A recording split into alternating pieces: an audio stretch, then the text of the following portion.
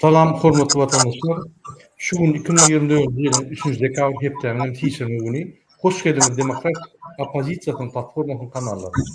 Bu temamızın adı Güney Orta Kore'de ve Gruzya'daki bolup geçen vakalar. Hormatly vatandaşlar, şu gün memulen Demokrat Sentral merkezinin yoldaşı Muhammed Buyurdu katılacak. Muhammed abi, selamun aleyküm. Selamünaleyküm, aleykümselam, selam vatandaşlar. Muhammed abi, bizde bir topar videolar var. Divoştan şol videolar öküdeli. Yani ki birinci Kore'den başladı. Ne olup geçecek Kore'de? Men gıyıkla çaytdım. Demir Güney Orta Kore'de.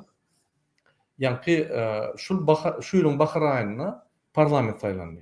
Şu parlamentta 300 deputattan yani ki 190 deputat demokratik opozisiyanın vekilleri oldu.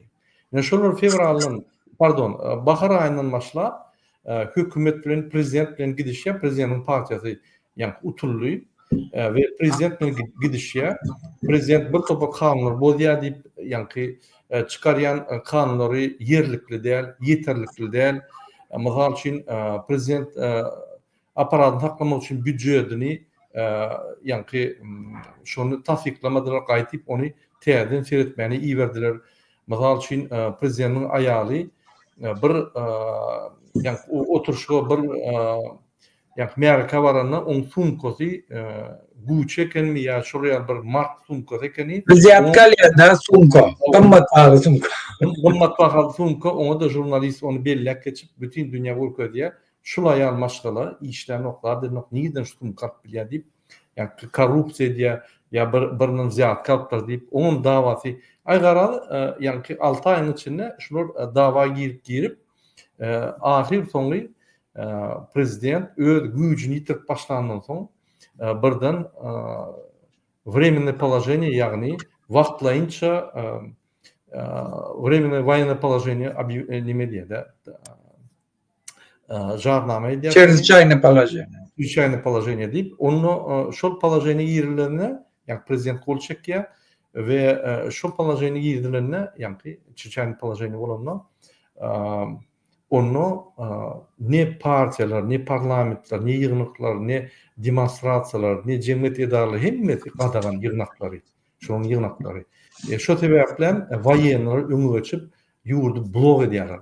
Hiç yani işlemeler dine hükümet, prezident işlemeli qalan cemiyet gurulmalar hemmeti durmaly. Hiç ýer mitingler bolmaly, partiyalar bolmaly, yığınaklar geçirmeli diýip şo poложение nimetdi. Ondan soň ine parlament şonu eşitten soň giýje ikide eşitten soň hemmeti üýüşüp parlament yani meclise üýüşüp şo ýerde bular yığınak geçirip parlamentda köpçülüklerin ses verip şol prezidentin çirçen poложениесine ýatyrýarlar karar bilen. Prezident şunu ýerden başlan wagtda şunu akşama prezident meclisin kararına boyun alýan yani ki şul karara geldi.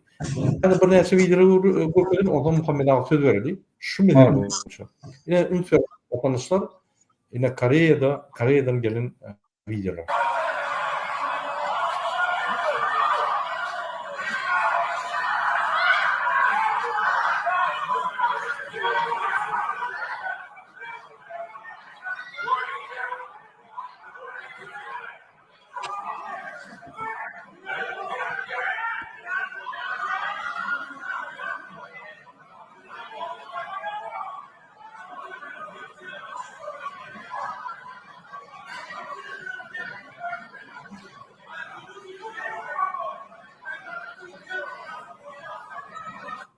Yine hormatly vatandaşlar, Koreýada parlamentda impeachment prezident impeachment bolýan. Şondan soň prezident impeachment taýarlanýar bolýan. Şondan soň prezident çirçäne poложение elan edýär ve şo ýerde ýa parlament bilen hükümetin arasyna dawalar başlaýar. Waýenler gelip parlamenti blok edýär. Hiç kim içine girmedýär. Ine parlamentçiler içine girip ýygnak geçirýär. Aýgara şo ýaly Koreýada, Güney Orta Koreýada ýerine ýetirici hökümet bilen kara çykarjy hökümetin arasyna uly ýa-ni garşykly hereketler gidip dur. Olam konstitusiýanyň esasynda bir konstitusiýa bolsa beýleki konstitusiýa ulanyp onu ýatyrýar. Ve şu ýalmyňda ştatlar gelýär, geçýär. Muhammed ağa, ýene bir kadr gökerin, onsoň ýa-ni nemäňdi, sizin pikiriňizi diňlädik şu meselede. Oýan, bir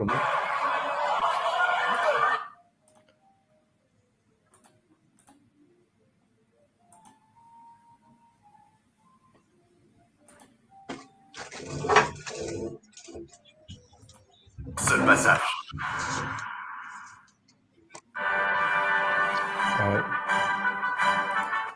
reklama geçti. Là, c'est la beauté avec.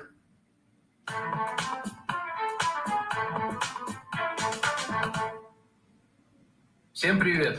Pardon. Yine şunu seyredelim. По словам президента Южной Кореи Юн Сок Йолю, оппозиция парализует работу государства, пытаясь объявить импичмент 22 правительственным чиновникам. Спецназ взял под контроль парламент Южной Кореи и заблокировал вход в него. Оппозиционные Yine prezident Gürlepur parlament 20 sani hükümet işgallerine impeachment yaptı. Yine prezidente derle şon hükümete impeachment berýär ve prezidente de impeachment bermeli diýip ýa-ni karara gelýär. депутаты вместе с протестующими пытаются проникнуть в здание. Лидер демократической партии Ли Чжэ-мён назвал действия президента противоречащими Конституции. Он заявил, что не признает Юн Сок Йоля президентом и призвал граждан выходить под парламент. На улицах Сеула появились военные и бронетехника. В Южной Корее начали призывать на службу военных запаса. В Южной İnnik video seyredir. Bul Gruziya, bir minut. Bulum Gruziya. Yine Muhammed ağa. Inni size söz vereli. Yani Koreya boyunça, Güney Koreya boyunça yine parlament bilen prezidentin arasında, prezidentin hükümetin arasında bu dava gidip dur. Prezident konstitusiýany bolup, yani çiçeğin poложение ilan etti, ona parlament yatırdı. Sizin pikirinizçe, şu vaka öz birincilden öz pikirini açsanız, onu men sonra vereyim. Wedem rada Koreýanyň bir demokratiýa otaty kök guranlar däken şo neme Koreýa döräni şo 50-nji ýyllardan soň döreýär-de. Koreýa döwleti iki bölünýär. Severni Koreýa bilen neme Ýužny Koreýa. Ondan näçe waýenler gelýärler, daýatýar, näme diýjek bolýar? Otada birat hükümet ýolbaşçy gelenlerde viziat kalma, korrupsiýa we atba. Şol üçin berdi Muhammed Ban Ki-moon'a baryp Koreýada viziatga berip gaýtýar, padarka berip türkmen dogunda berip gaýtýar. Olarda şo diýipçe baş ol. Şol üçin ýanky saýlanan prezident saýlanam şu upravляющий partiýa olam parlamentde şoň edeni işine garşylyk görkezýär. Ýöne soňky ýurda biraz awraýdan düşünýänki. Olaňa näçe sebäbi bar. Birinciden şu nemesi bar, bursy bar, Koreýa şu bursyny falsifikasiýa edip bir topar özüni gollayan baýlara neme mümkinçilik töredipdir pul gazanmana. Onu bilýärler, onu ýüzüne açýarlar, odan bir beýawraýçylyk döreýär. İkinciden ýankaýdanyň aýaly viziat kalypdyr, bir padarka beripdirler, bir gymmat bahaly sumkan. Odan bir jurnalist iýerler, ýanky diýişiň ýarak üstüne açýar, olam awraýdyryn düşýär. Odan şu halkyň içinde soňky nemesi boýunça halkyň arasynda barlanandan soň, şoň anamazady barlanandan soň on reytingi aşağı düşýär. Reytingi aşağı düşenden soň muňa impeachment berýär. Bir topar şu goýan adamlary bar, ýurdun içindäki vilayetleň häkimleri diýen ýanak ýolbaşçylaryny. Şolary impeachment berýärler parlamentin içinde.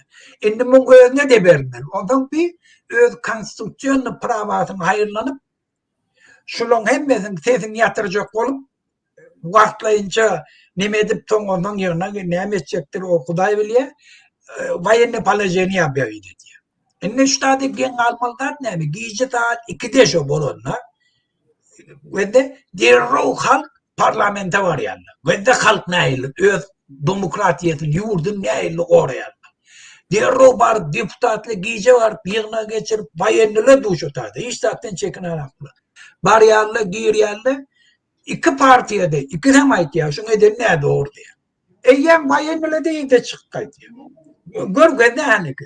Bizim ýurdumyzda da şunu ýanak wagt bolmaly kanunçylyk.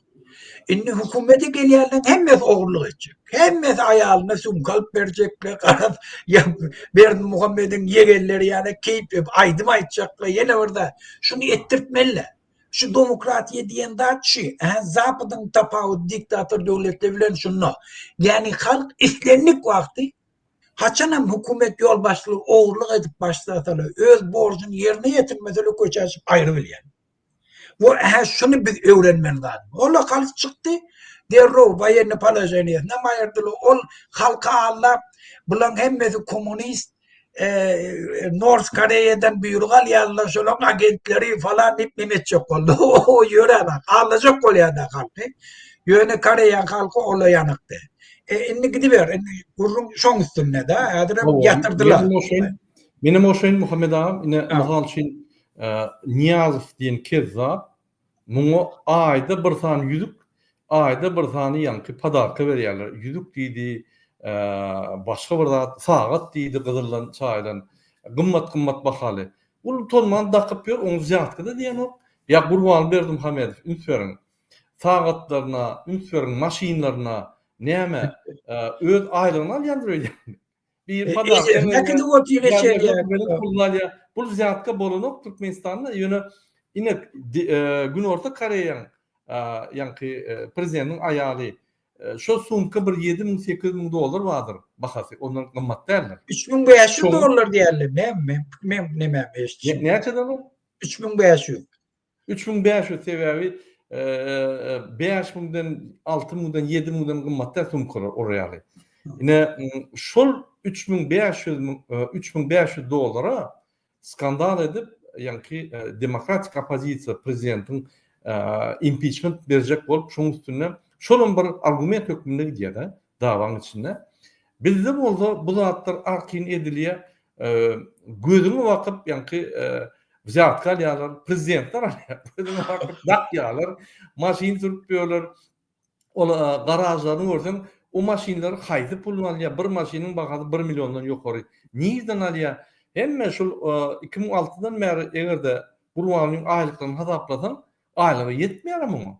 Nirden alýar? Aýaly işlän ok, kakasy işlän ok, özü işlän ok, ogly ol 350 dolar alýar aýlyk. Şoň hemmetini maşgalatyň hemmetini goşdurmam aýlyklaryny, ofisial aýlyklaryny. Şular maşin alpmy 1 milyondan ýokary.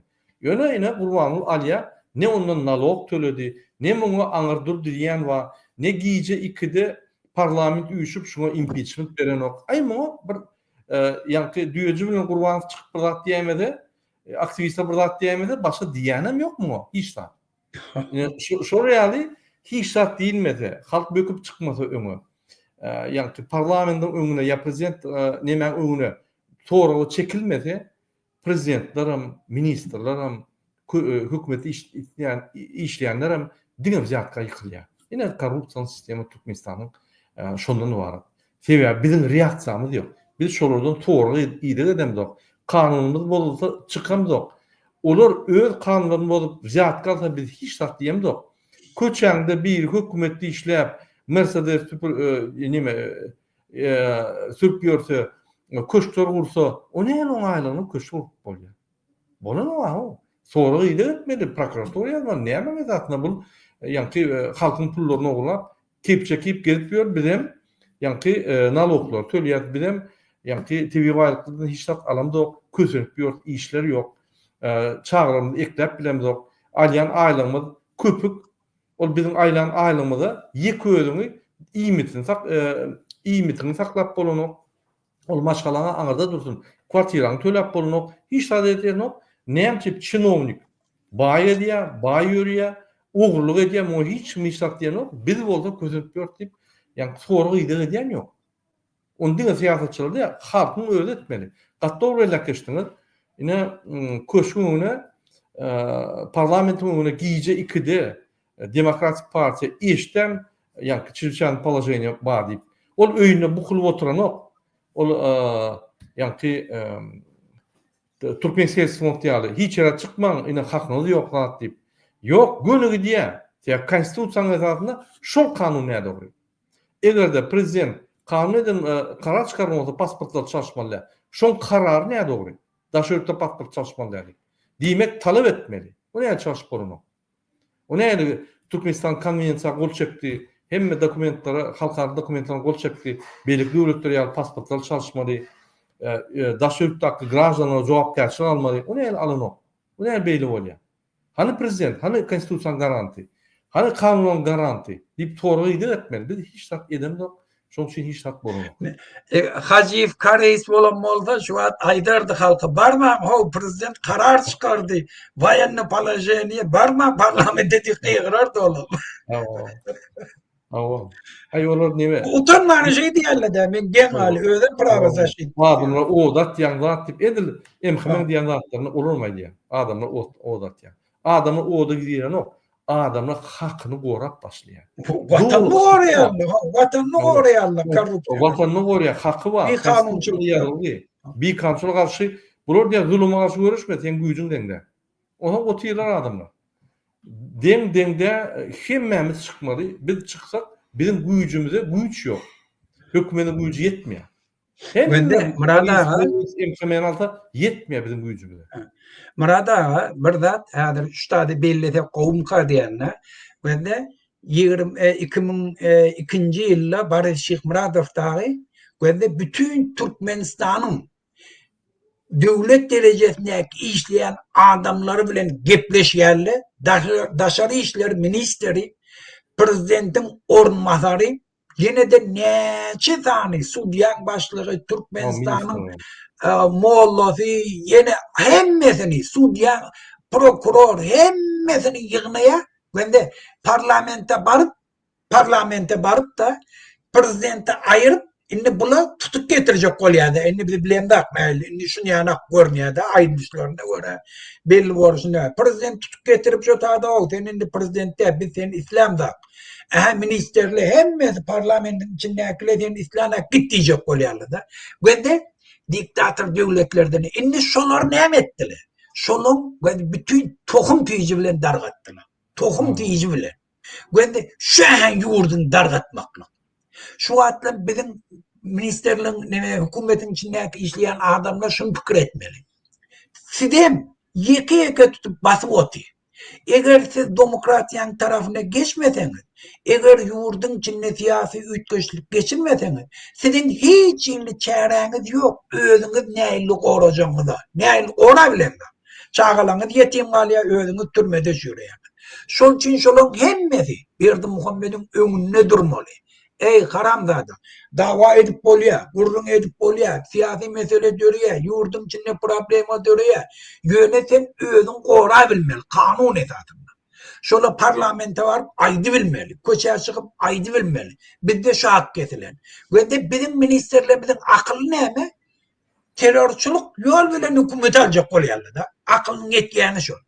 On ýanakda dünýä normativine sen minister bir yurdun. Hem jogapkär, hem yurdun töýmeli, hem öz hakyny goramagy. A bizinkile öz hakyny goramaga hiç gaýtan giýilin hem pul ogurlajak bolýar. Aýlygy günlüğüne ýazajagyna ýetene bir kanun pul gazanjak bolýar. Şeýtdir men watanyny töýýärnejek bolýar. Nerede töýdüň? Sen öz maşgalagyny gora bilen, öz hakyny gora bilen. Şol üçin bizim ýurdumyz men demokratik yola geçmeli. Bizim halkımız öz yurdunu eğer çıkarýar. Her kim öz hakyny gora biler yani. Ministerler bir adam isleýär bilen tohum tüýüji bilen darga gitmedi. Doğru diýem. Ine has gowaýtdyňyz şuny ministerlerim öz haklaryny goramaly. Vice-premierim öz haklaryny goramaly. Şoň üçin halka ýakyn bolmaly. Haçan öz haklaryny goramaly, halk sizi gorar. Eger siz korrupsiýa edip gurbany şunu gorap erteki gün garşy çyksaňyz, onda siz bir kiç soralarda, ýani korrupsiýada Oňa bilen arzada şoňa garşy çykýan. Ýok. Birinji günden hökümet işgäri özüniň jogapkärçiligini almaly. Gurbangular işlemeliler, prezidenti işlemeliler, döwlete watany işlemeli, konstitusiýa işlemeli. Konstitusiýaň esasyna sen öz ýanky jogapkärçiligini ýerine ýetirmeli. Sebäbi erti prezident plan atýar, o diýer, bu diýer, oňa seretmeli, konstitusiýada sen jogapkärçiligin bar. Şondan çykmalylar. Konstitusiýaň esasyna sana wezipen ýanky perimetr berilenen näme jogapkärçiligin bar, näme hakyň bar. Şondan çykmalylar. Prezident aýdy beripdir-de. Sen kanun boldurup, bar olar ur, ýenç, aýyr, bas, olar ýa bolmaz, o suwdua tutup bilersiň, ýa rastlewlik etip bilersiň, ýa-ki derňäp bilersiň, eger derňede konstitusiýa bozulan bolsa, onu suwdumy iş ol, sen işinde bas tut, ol sen etmeli ony. Ine gynansaňam Türkmenistan diňe organyň üstü bilen dolandyryp dur, esasan hem MHM'nin üstü bilen. MHM birinci wezipesi haçan şuryaly bir topor, bir adam döwlet basyp alýan bolsa, ýa-da daşyndan ýa-da Türkmenistan daşyndan bir topor, bir döwlet Türkmenistan basyp alýan bolsa, birinji bilen şolar çelişen položeniýa edip şol adamy tutsak etmeli. Ine Gurbanguly Berdimuhammedow we onuň tokumy Türkmenistan dol basyp aldylar. Hani MHM? Hani bizim MHM gullugymyz? Hani şolun reaksiyasy? Hani şolun bahasy? Ýok, ýa bilmeýändir öýdämi? Gurbanguly doly Türkmenistan basyp aldy. Hemme Türkmenistanyň gurumy, ýa-ki şahalaryny, hökümet şahalaryny basyp aldy. Ýa karar çykarjy, halk maslahatyna çykyp öz başlyk boldy oň üstünde. Ýa halk mejlisiň üstünde halk maslahatyna çykyp oň üstünde de Gurbanguly otyr. Ýerine ýetirjik hökümet Serdar Berdimuhammedow basyp aldy. Suudi wapşe ikisi basyp aldy. Näme diýse şo bolýar Suud. Suud öz başlyk Suud däl, gazetler öz başlyk däl. Olar prezident tarapyndan bellenýär. Prezident tarapyndan bellenýän bolsa, parlament üstünde Gurbanguly oturun bolsa, ýerine ýetirjik hökümetiň üstünde prezident bolup Serdar oturun bolsa, hani azatlyk, hani garaşsyzlyk. Bir garaşly 100%'dan 100% garaşly. Bizim hiç ýeli şansymyz ýok. Hani MHM gullugy? Hani milli howpsuzlyk gullugy? Milli howpsuzlyk problema döredi. Bir tohum basyp aldy Türkmenistany. Hani ine şuňa MHM'nin reaksiyasy? Ine ministriň reaksiyasy näme? Näme? Üçüp bolanokmy? Gorunmak ministri, polis ministrini, kadiyeti we howpsuzlyk deňeşinde aýdyp bolanokmy? Ýoldaş Berdimuhammedow, siz hemmeler basyp aldyňyz. Siz bir tutsak etmesek bolanok diýip. Ýok, bu etmez. Sen hemme şu adamlar prezident tarapyndan we Gurbanguly tarapyndan belirlenen we olary bular wepaly. Ne halkyna, ne konstitusiýa, ne döwlete, ne döwlet problemleri bilen işler bar. Gurbanguly diýse şo döwletden ýokary problema şonu çözmeli. Döwlet bolmandan. Döwletem ýok, guruma da ýok, hiç adam ýok. Ne şonu düşündirjek bolýar halkymyza. Ine üntörüň Günorta Koreýada prezident kanun bozdy, derrew parlamentda, ýa-ki parlamentçiler üçdi, mejlis geçirip ýatyrdy nimetni. Kanuny ýatyrdy. Kararyny ýatyrdy. Ine prezident näme etdi? Boyun aldy. Egerde parlament ýatyryny bolsa, men boyun almaly diýip, boyun aldy. Ine o ýerde uruşdylar, iki tane adam şarpyk idi, spetsnaz muny urdy. Ol bolýar. Ýöne şey dip hak goralýar. Egerde garşyňda güýç dursa, hakyň gorap bolmasa, onu halk bilen turup hakyň gorap, käwat urulýan zat edýän, ýöne şo ýerde urulany gowy, şo ýerde urulany bolmasa, diktatura geçip 100 miňlap adam ölýär. Şaňmy? Ine Türkmenistan. Diňe 2020-nji ýylyň awgustynda 100 miňden gowrak adam koronavirusdan öldü. Olam näçip Gurbanguly hemmetini beklep maskany giýmeni ýa-ki qadagan edip medisina hiç medisinan ýeköýüne oýdy, ýa-ki medisina gullugyny ýeköýüne oýdy koronavirusa garşy hiç adam etmedi, kömek etmedi, özüni gorap gaçyp gitdi we hemme hökümeti otuzga berdi. Sentýabrda da 100 miňden gowrak adam öldü. Diňe 2 aýda men galan wagty adamlar iş ýok, daşörtde işleme bolýar, maşgalar pytrady, Nerve edip 33 ýyldan beri adamlar rak bolup paçka örküp oturup Türkmenistan'da. Olam şul ýanky bir towgat ukypsy ýurdu basyp alan kezzap, ganforun alyp barýan siýasatyň esasyny. Biz şuraya zat bolanda ýanky basyp alanda Gurban Guly biz öňe çykmadyk, hiç tat diýmedik, gözümi ýumdyk, ay paçadyr diýip geldik, ogluny goýdy, ay haky wa diýip geldik. Häzirem günne kanun bolýar. Ay bular näme eder diýip otyr. Elbetde şuraya zat bolýar. Birinci günden şuraya gün orta Koreýa çykyp şöyle çözen bolsak, hemme zat Gülýal orada şu günlerde bolmadyk. Bir topar doğan anlaşma ölmedi. Daşırıkta entap görmedik. Yine şunun neticesi şeyler. Yine Gruziya geçer mi Muhammed ağa? Geçer. Yine men Gruziya boyunca da bir näçe video görkedim, hormatly vatandaşlar, ümitlerim. Gruziya halky öz azatlygyna görüşýär, ümitlerim.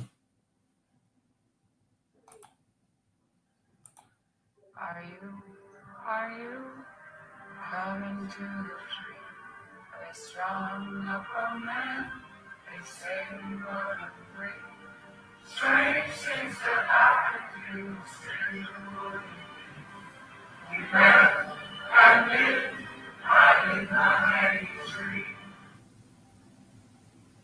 Yine hormatly vatandaşlar seýerdim. Aýal maşgalan öňe çykyp parlament öňünde, ýanky parlamentli şu ýerde falsifikasiýa edilen soň öz nägerliklerini bildirip deputatlar bilen, wekiller bilen, partiýaň wekilleri bilen öňe çykyp şunu vadamyot bilen hökümet, ýanky vadamyot bilen atak edýär, şonu da dur. Giden o. Ine şu ýaly haklary Gruziya gorýar. Şoň üçin Gruziya halky bütün dünýäde giden ýerine bütün dünýä şoňa ýanky hormat goýar. Gruzin diýsem hormat goýarlar. Türkmen diýsem ine Türkiýede mysal üçin polisler gün ýüzüňe aýdýar. Siz ne watanyňyz bar? Ne siziň arkaňyzda hökümet bar? Ne siziň hakyňyz bar? Siz bir gullar, haksyz gullar diýip ýüzlerine aýdýar biziň ýanky polis gulluklary biziň watandaşlarymyza. Hatda indi patronlarym aýdyp başlady. Eger 12 saat işleýän bolsa Türkiýede 10-12 saat. Häzir şolaýla 16 saat işleýär. Gulçulugy dol ýerkitdiler türkmenler. Indiki video edelim. O zaman Muhammed ağa söz verecek.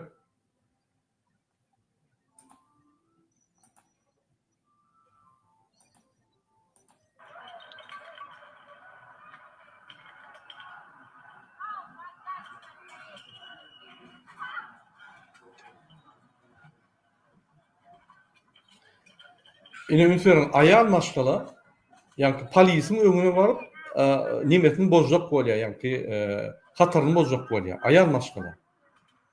Bolmasa olam urlar, bolmasa olam ýanky polis nime bölüni alyp giderler. Şonu da öz hakyny gorýar. Indiki video edelim.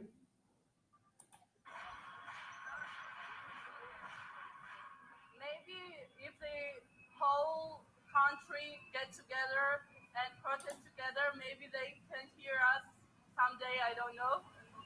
Do you think this will happen? I have a hope, you know. Сила нету. Все здесь российский власть, Россия здесь господствует. Народ не будет сдаваться, но все равно надо помощь из Европы надо. Европейские власти должны помогать. Они будут помогать. Пока должны, но пока ничего не делают. Украине не помогает. When they do like this, actually more people are coming out. You know, it's more protests inside the people when they see that. Nime diýär? Haçanla polis gaty gödök adamy wursa, mundan beter adamlar çykýar diýär. Şu real provokasiýa polis edende mundan beter halk gaharyp, ondan beter köp çykýar. Başka bir diye yine Avrupa kömek eden o. Eyyem men yanlışmasam 12 saniye 18 saniye hükümet işgallerine sansa Estonya ilan etti. Karar çıkardı sansa beriyatı. Gruziýanyň ýanky 12-18 hökümet işgalinden sebäp olur bir kanun hereketler halka garşy etdiler. Derrol sansy ine berip başladylar. Berde ýaşyt bolsa şey diýär, bizi hökümet bir gün eşitler diýär. Biz halk bizim ýanky Rossiýa goşuljak, biz Ýewropa goşuljak diýip ýanky gurrun berýär. Indi video seyredelim.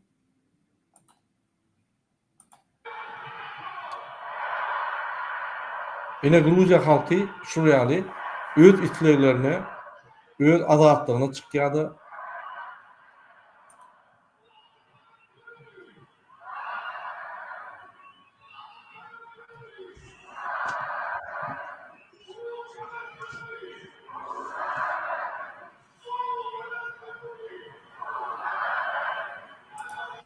Indiki video seyredelim. Ünsörün protesta duran adamlara halk öz puluna produkt etip berýär. Kömek et, ýani naharlýada dedi. Indi şu ýaly protesta öňe çykan adamlara halk eger öňe çykylmasa şolara ýani biri ýograna etip berýär, biri düşük etip berýär, biri palatka berýär, biri nahar berýär, biri suw getirýär. Şeýle halk golýar bir-birini. Halk organize bolýar, halk aktiv. Batgow şol.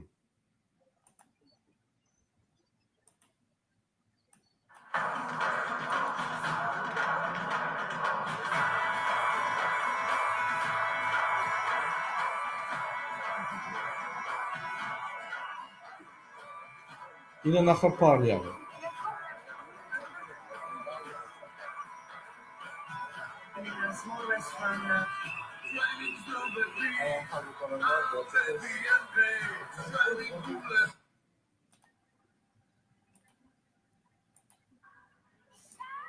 Yine garry maşgalada çykdy. Şoňa badamyok tutýarlar. Ýaşlar öňünde durup şonu gorýarlar.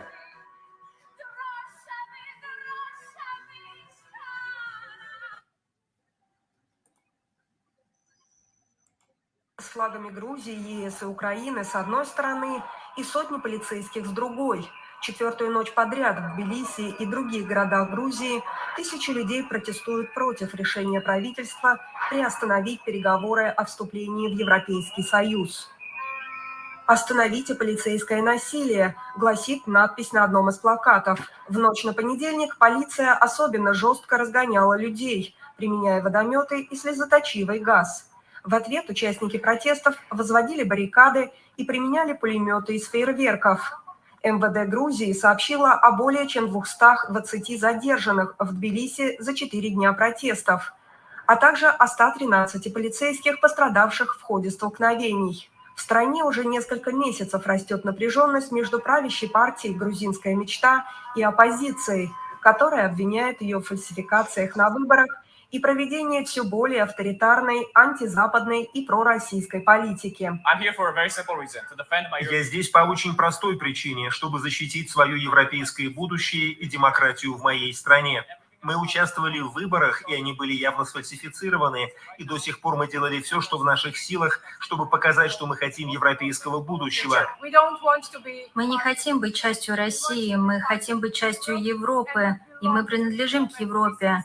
Мы хотим быть частью Европы, мы хотим быть частью развития, мы хотим быть частью устойчивости, и мы хотим быть частью лучшей жизни. Вот почему мы стоим здесь и рискуем жизнью, рискуем здоровьем, но это стоит того. Очень простая причина – это тот факт, что моя страна заслуживает свободы от российского режима, который преследует нас на протяжении многих веков. И я считаю, что нам нужно попасть в Европу. Это действительно то, чего мы хотели на протяжении многих веков. Президент Грузии Саламе Зарубишвили с первого же дня присоединилась к протестующим, а затем отказалась покидать свой пост до тех пор, пока в стране не будут проведены новые парламентские выборы. Выборы были сфальсифицированы, не были свободными и справедливыми. Другими словами, не состоялись. Парламент, который был сформирован в результате этих выборов, не является легитимным. Оппозиционные партии не вошли в парламент, и что бы парламент ни делал, избирал правительство или президента, это тоже нелегитимно. Поэтому я президент, потому что меня избрал народ. И я являюсь президентом до тех пор, пока не будет приведен к присяге президент, законно избранным парламентом. Yine Muhammed Ağa, Ünferin, Demokratik Koreya, pardon, Güney Orta Kore'de problema demokratik parlament, sayılalı utun parlament, diktatör prezidentine gidişe. Yani prezident kanunu boya gidişe. Gruziyada olsa tersine. Parlamenti falsifikasiya edip basvalya Gruzinska mishta, yani Rossiyan rossiyski nimeleri ve opozisiyanı hiç kim salanok falsifikasiya edip yine şonu bütün halk kalıp yani öňe çykýar. Parlament falsifikasiya edip parlament diktatör tarafa gidecek olup yani prezidenti demokratiýany gorap çykýar. Ünferin iki zat dürlü zat. Şurada şu bir bellek geçmeli bir zatla ikinci yine şurada bundan 4-5 yıl bundan sonra Gruziya Avrupa taraf integrasiya etmeyene yani yol koydu. Şuna teade falsifikasyon edilen parlament, Rossiyadan Moskvadan upravlayat edilen parlament, yani dolandırılan parlament, şonu Avrupa Birleşigine gelecek 4-5 yılla şol urda hemme işler duruzmalı karar çıkardı, onun hemme halk çıkıyor. Yani partiler, demokratik partiler hemme çıkıyor. Sebebi ol bir yurdun köpten mer alıp gelen siyaseti ve halkın isleri. Yani siz şu boyunca bir ayıp verseniz, doğru düşünün. Ben de burada Kore'de devleti yurt dolandıran prezident neme olsa kanun çıkarıyor. Çiste kanun çıkarıyor da Gruzya'da neme parlament premier minister belli. Premier minister yurt dolandırıyor. A prezident bolsa garant konstitusiya yerine yetmiyor. Ol yurt dolandırana yöne halk taylaya konstitusiyanın yerine yetişine dapalniterli bir nadzor hükmünde. Her yurtta neme başka çarak da sistemleri devlet kuruluşu başka çarak. Şol için yankı neme şun etarında da o da ortlu hemme pullarını, güçlerini koydular. Parlamentte özne değişli partiyanı getirdiler falsifikasiya bilen. Premier ministerim şu parlament olsun taylaya. Onu böyle adamlarını koydular. Onun ikinci o tarzda nemedilen daha şu falsifikat getirmenin şu gelen partiye var ya şu atlam ortayadan partiye oligarkların nemesiyle gelirler. Şunu halka ses veren ne de ne diye eğer biz gelmesek ortaya bize çözür. O Ukrayna'ya vurulur. Ortaya bize ruhsat vermeye yurdumuz düzeltmeye diye. Şunun için bize ses verin diye. İnne ne mi? İnne ola 100.000 adam ola parlamentin önünde. İnne kıracakmış olur. Hem meşehirlerine de başladı. Ola yaş oğullara teret, kıyızlara, karılara hemmesi öz geleceğini Avrupa'da görüyor.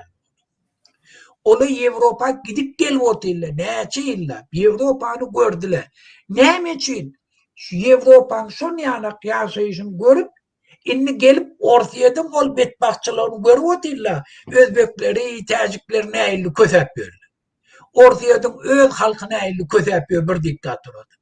Ne için şuna koşursunuz? Şol için bula hemmez inni şuna düşünün Gürcün halkı eğer biz şu atlam, şu momenti getirsek bizim geleceğimiz yoktu.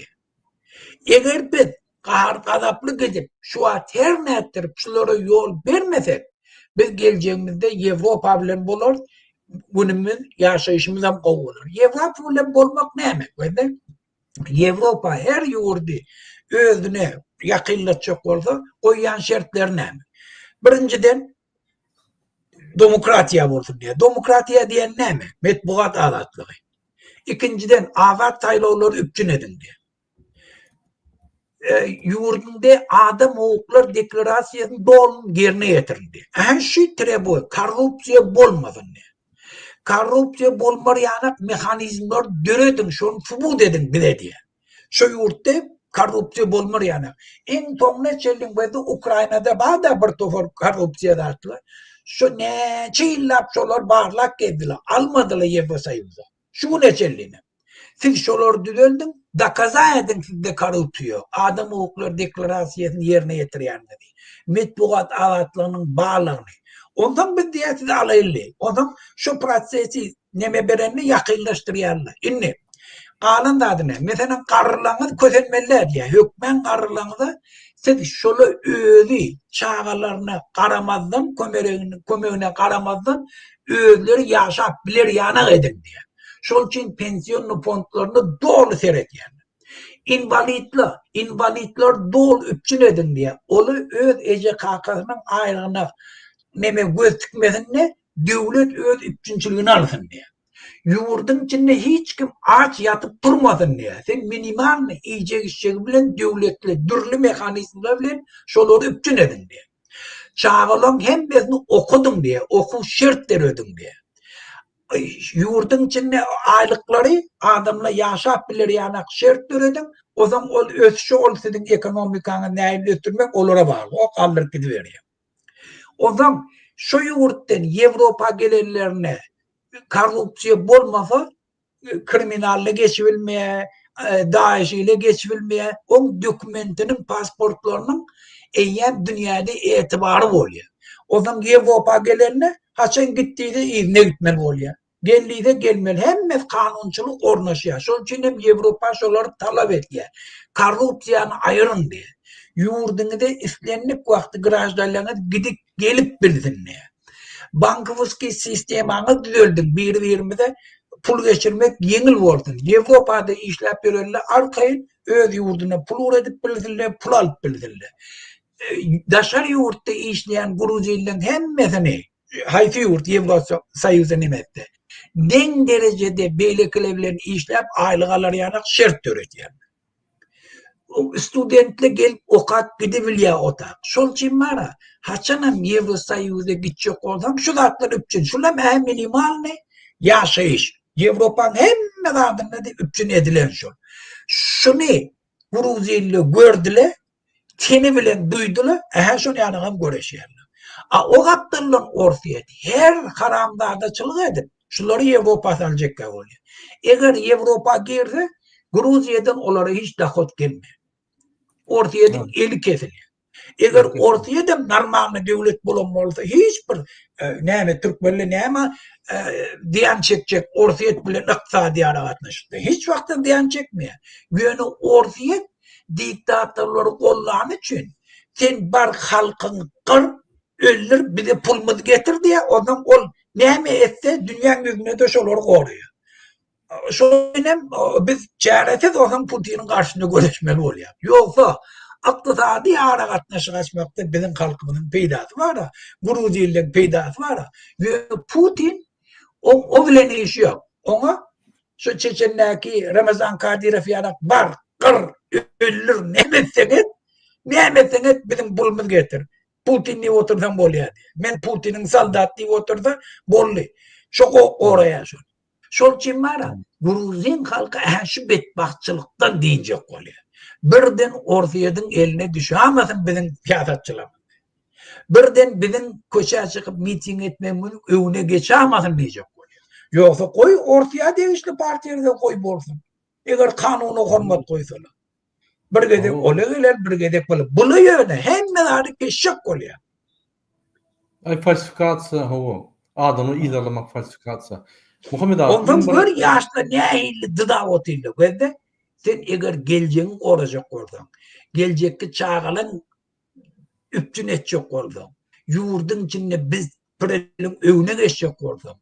Ul olup ortaya Türkiye'de sen eğer yaşamayacak oradan. Onunla öz ıkbalın özün çözmeli. Hiçin gelip çözülmeli. Avrupa'da gelip koşulsan ama yani halkı görüyor ki köşe açık yani. İyiydi giderli kahar gazap ver. Yok, benim kömek ederli. Kömek onları yara vermek gerek ki. Ortaya yara veriyor. İslamist'le eyyem eline yara kalıp yurdu bulaştırıyor. Bula yara verene, bulaştıran hala miting var. Oturuşun, gepleşin, çözün. Şu atlan eğer Gruziye'de gene kadar şu hükümete gelen parti. Bolya gelin tezeden sayılı geçirelim. Ne mi kıyınçılı var? Sana ses veren orada yine verir. Bir tofur adam nerede? Yurdu düzgün pariyadaya getirmek için gene hemen kaytadan saylaw geçirelim. Parlamentin falsifiye. konstitusiýasyny ýazygyp Ýewropa goşulmaly. Bolýar biz goşulaýly. Kim berde hökümete, haýsy parlamentin, haýsy deputat kim taýlansa gelin prosesi dowam etdirberin. Ortaya diyor. Bunun gözüne basyp Ýewrosoýuzda girmersiňiz diýjek. Ondan Ukraina edişýana o burgutları var, spesnaslary. Gel öldürçek bolýar. Şolun hemmesini ozan ortaýatda şu atlam ortaýada hyzmat edip berler. Şu adam öldürenleri Ukraina'nın meydanyna boluşýar. Bu taýda häzir şulara hemme mümkinçilik töretýärler halky kıssın. Vurun, yenjin, öldürün diye. Nämeseňizden goý bulunsun, goý gражданский uruş bolsun, göne Ýewrosoýuzda Gruziýa goşulşmady. Yoksa da onları öldürürler hemmesini. Yani Koviç alıp gidip hemme zaten kesiştiler yani. Doğru diýem. Ine hormatly vatandaşlar, men size ýürüýte dokument görkezeyim, unutmayın. Ine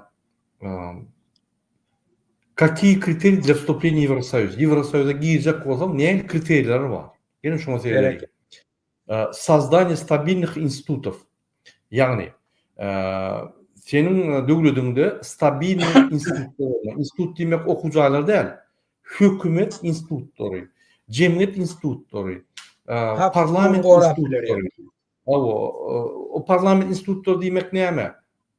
O tabiýety, etraf soветleri, şäher soветleri, velayet meclisi, Türkmenistanyň umum meclisi, şu ýaly şu gurumary işlemeli ve özbaşlyk bolmaly. Hiç kime degişliler, baglar, prezident olur bellemeler. Olur, mesela için velayet meclisi, velayet hekimini velayet meclisi berliýär.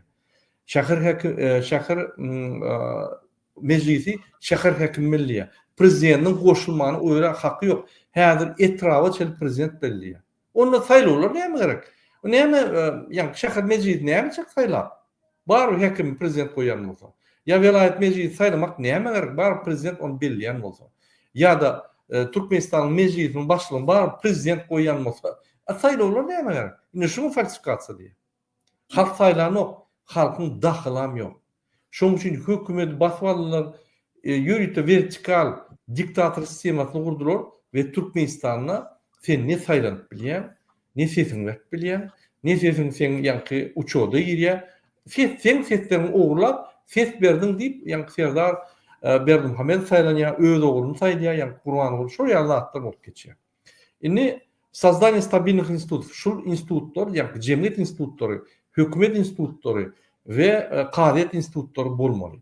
İkinci, garantiruющий demokratiýu, ýa-ni şol institutlar demokratiýany garantiýasyny bermeli. Верховенство закона, ýa-ni kanunların yukarı derecede seyredilmeli. Prava человека, adamın hakları olmalı. Уважение и защита меньшинства и их уважение. Yani köpçülüklere değerli, yani karşıdaki yerlerin hormat koymalı. Küçük halklara da hormat koymalı ve ulu halklara da hormat koymalı. Den seyretmeli. İndiki haýsy kriteriýa boýunça ýerse alınýar, Ýewrosoýuzda alınýar. Birinji, döwlet Ýewropa döwleti bolmaly. Ýani Gruziýa bir bölegi Ýewropa döwletine giýýär. Şoň üçin Gruziýa girilýär. İkinji, должна соблюдать принцип свободы. Yani azatlyk prinsiplaryny ol goýramaly şu döwlet. Demokratiýany, уважение к правам человека и фундаментальным свободам, верховенство закона. Adama yani hormat koymalı, adamın fundamental şertlerine hormat koymalı. Şoň fundamental azatlyklaryna hormat koymaly we kanunlary ýokary derejede bolmaly. Yani prezidentliği, ýaşulligi, ýaşul gülküme berdi. O zatlar ýadyndan çykarma. Ol öňdäki ýaşul diýip biler sana. Sen şoň bilen tohum gatnaşyň var, garnaş gatnaşyň var.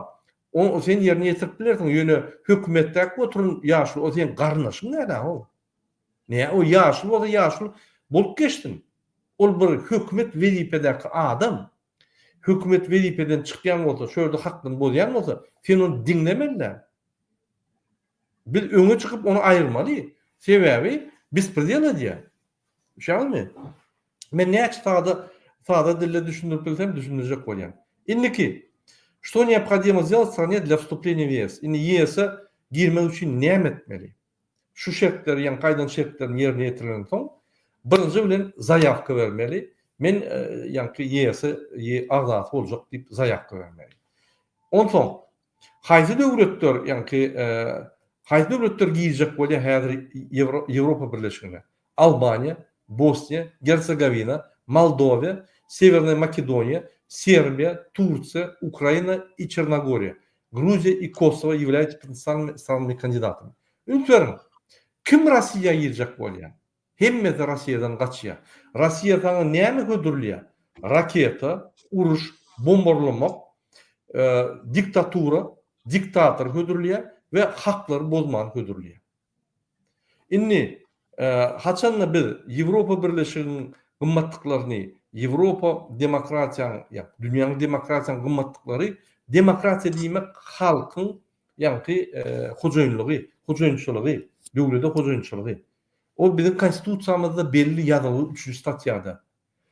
Türkmenistanyň iň ulug organ, prezidentden ýokary, gurbanyň 100.000 sany gahrman medaly, 100.000 sany milli liderçilik alýanam bolsa, şonun ýokarda halk. Halk itdenlik wagt şonu aýryp bilýär. Itdenlik wagt tutsak edip, ýa-ni eger janaýdy bolsa basyp bilýär. O Serdar Berdimuhammedow itdenlik wagt aýryp bilýär. Любой чиновник, Рашид Мередов, министр, polisiň başlygy, любой wagt aýryp bilýär halk. Şol ýaly halkyň borjy we haky bar. Şaňmy? Şoňa impeachment diýilýär. Impeachment diýmek nedoverие.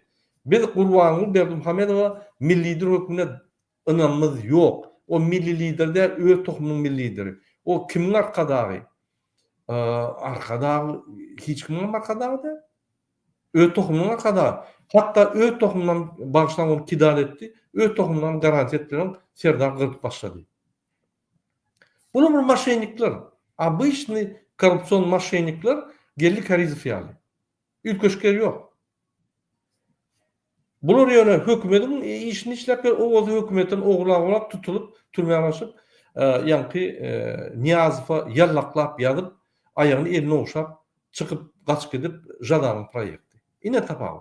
Yani şu burada şunun için bir de maşennikler nomenklaturun opozisiýasy bir de demokratik opozisiýa, demokratik partiýalar ve demokratiýany hödürleýän gurumlar Türkmenistanda bolsa biz baxtly ýaşar. Şo zatlar bolmasa, ol maşennik, bul gidip ýa-ni öňü gormak üçin hukuk gorayan gurum açyp hiç kim gorak görnok. Diňe öňü gorap ýörür hemmerde. Hemmere tökmet atyp pok atyp çykdy. Olaýan maşennikler. Şoň üçin halk akylly bolmaly. Sizin istekleriniz, sizin ýa-ni demokratik şertlerinizi diňe demokratik opozisiýa hödürleýär. Başgasy agzyna tutana bolmasynlar. Yine şeyli Muhammed ağa, men bir zada gen görýän, Türkmenistanyna yine haçan şuryaly bir halk Koreýada ýa-da Gruziýada haklaryny gorap başlasa, Türkmenistanyň halkyny emkeme şeýle bir ideýa salýar. Ay bular ýurdu dağıtjak bolýar. Terdim Koreýa, terdim Gruziýa. Yine bular ýurdu pytratjak bolýar. Hakykatdan bolsa, ine şu zatlar Gruziýada ýaly, Koreýada ýaly, Fransada da bolýar. Ne daý bok. Hudaý taklasyn. Macron bir zat edäýde böküp çykýarlar. Hatta Macron'a aňarda dursun. Bir minister bir kanun, agrikultura kanunu alsa bir erwet kanun çykarsa ýa-da erwet ýa-ni teklip berse, derrew agrikultur çykýar. Ýa-da ol işgärlik çykýar, işler çykýar, aýlyklar pesip. Fransada minimal aýlyk 1500 euro. Şonu az görýärler. Şoňa çykýarlar. Aýlyklar galdyrjak bolup. Bir topar gurumana. Bir de o 1500 euro alýarlar, kwartlata $350 $650-700 çeldi. Euro çeldi. Bir 900 euro galýa. Diýmedim diýen. Oňa 300-400 eurosyna ýa-ni çörünip bolýar, galany 200 euro, oňa ýene 100-200-300 euro jüýünde her wagtdan galýar. O minimalny. Ünütlerim. Olam 35 saat tepkide işlemeli. Yani günne 7 saat işleyen, 5 gün işleyen 35 saat bolýar. 6-njy wagtyny başlaýdy işläp bilýän, boşma çykadan bilýän ýa-da 7 saat derle ikinji işte 10 ýene de 3 saat işläp bilýän 4 saat ondan sen aýlyk köpelýär. Ýöne käbir aýlyklar var 35 saatda 7.000 euro kazanýar, 10.000 euro kazanýar, 5.000 euro kazanýar, 3.000 euro kazanýar. Ol sen ýanky direjeňe baglylar. Ine şoňa näerde berde, ýani şoňa çykýarlar, bular bolsa hana bulaşyp gör, Ýewropada dedi. Ýok, bulaşmak däl. Bizim ýeketek ýolumuz bar. Protesta çykyp haklarymyzy gorumak. Näçe biz ýeketek ýolumuz bar, protesta çykyp haklarymyzy gorujak bolsak, diýmek biz ýurdy ýykýar. Konstitusiýada ýazylan. Ýeketek ýanky ýol, kanun ýoly, ýeketek parahat ýoly çykyp protest edip hökümete görkezmek biz näerde? Adyn başgaça näme açylyp görkezek bolýar? Hat ýazypmy? Hatymy terden on bir adam ýazdy. Ay olar ýaly adamlar köp diýip nime diýär. Sen üýüşüp görkez şurýaly, sen konstitusiýanyň hakyny şurýaly sen görkezemeden başgaça näme ýaralyp çykjakmy? Elbetde ýok. Ine şoň üçin haçandan biz protesta çykyn, öz ýanky nägeliklerini görkezin ýa-da üýüşüp baryň şo nägeliklerini görkezin diýsek, ol diňe parahat konstitusiýon ýol, ýeketek, başga ýol ýok. Yara alma, hiç adamman şeyde çykyn. Ne daý bu hökümet size garşy bir zat uluny aýtsa, derru sanksiýa ýatýar. Ýa-ni Ýewropa döwletleri, Amerika döwletleri derru başçylyk edip başlaýar. Näme halkyny haky talap edýär, sen halkyň hakyny bodyan we hakyny gyrýan diýip ýa-ni bular topulýar. Görýärmi? Aýny näme bolýar? Haçandan sen şeýle protest edip öz haklaryny gorasaň, hükmedim kanunlar bolup seni vurup, yenjip, ýa vadamyod edip taýat etse, diýmek haklar bolýana dogry, haky boýunça öňe çykýanam ýurdy, ýa pytyrjak bolýar. O niýeden düşünjäni? Ol idiotlaryň düşünjesi, ol hemen bir sowatlaryň düşünjesi. Ol ýa bolmaly. Onda olur ýaly bolsa, onda gelin onda öňe ýöremen ýylyny ýörelim. Onda şo bir sowatlaryň düşünjesi şo. Gelin onda ýanky aýak bilen ýöremäliginde kellämizi ters edip ellerde ýörelim. Onun bir sowatlaryň düşünjesi. Biz oraya bolmaly, bir konstitusiýa bar. Konstitusiýa ýazylgan. Bizim ýyglanmanyň hakymyz bar. Öz näliklerimizi bildirmäge dol hakymyz bar. Ýeketek parahat, ýeketek ýol şol, başga ýol ýok.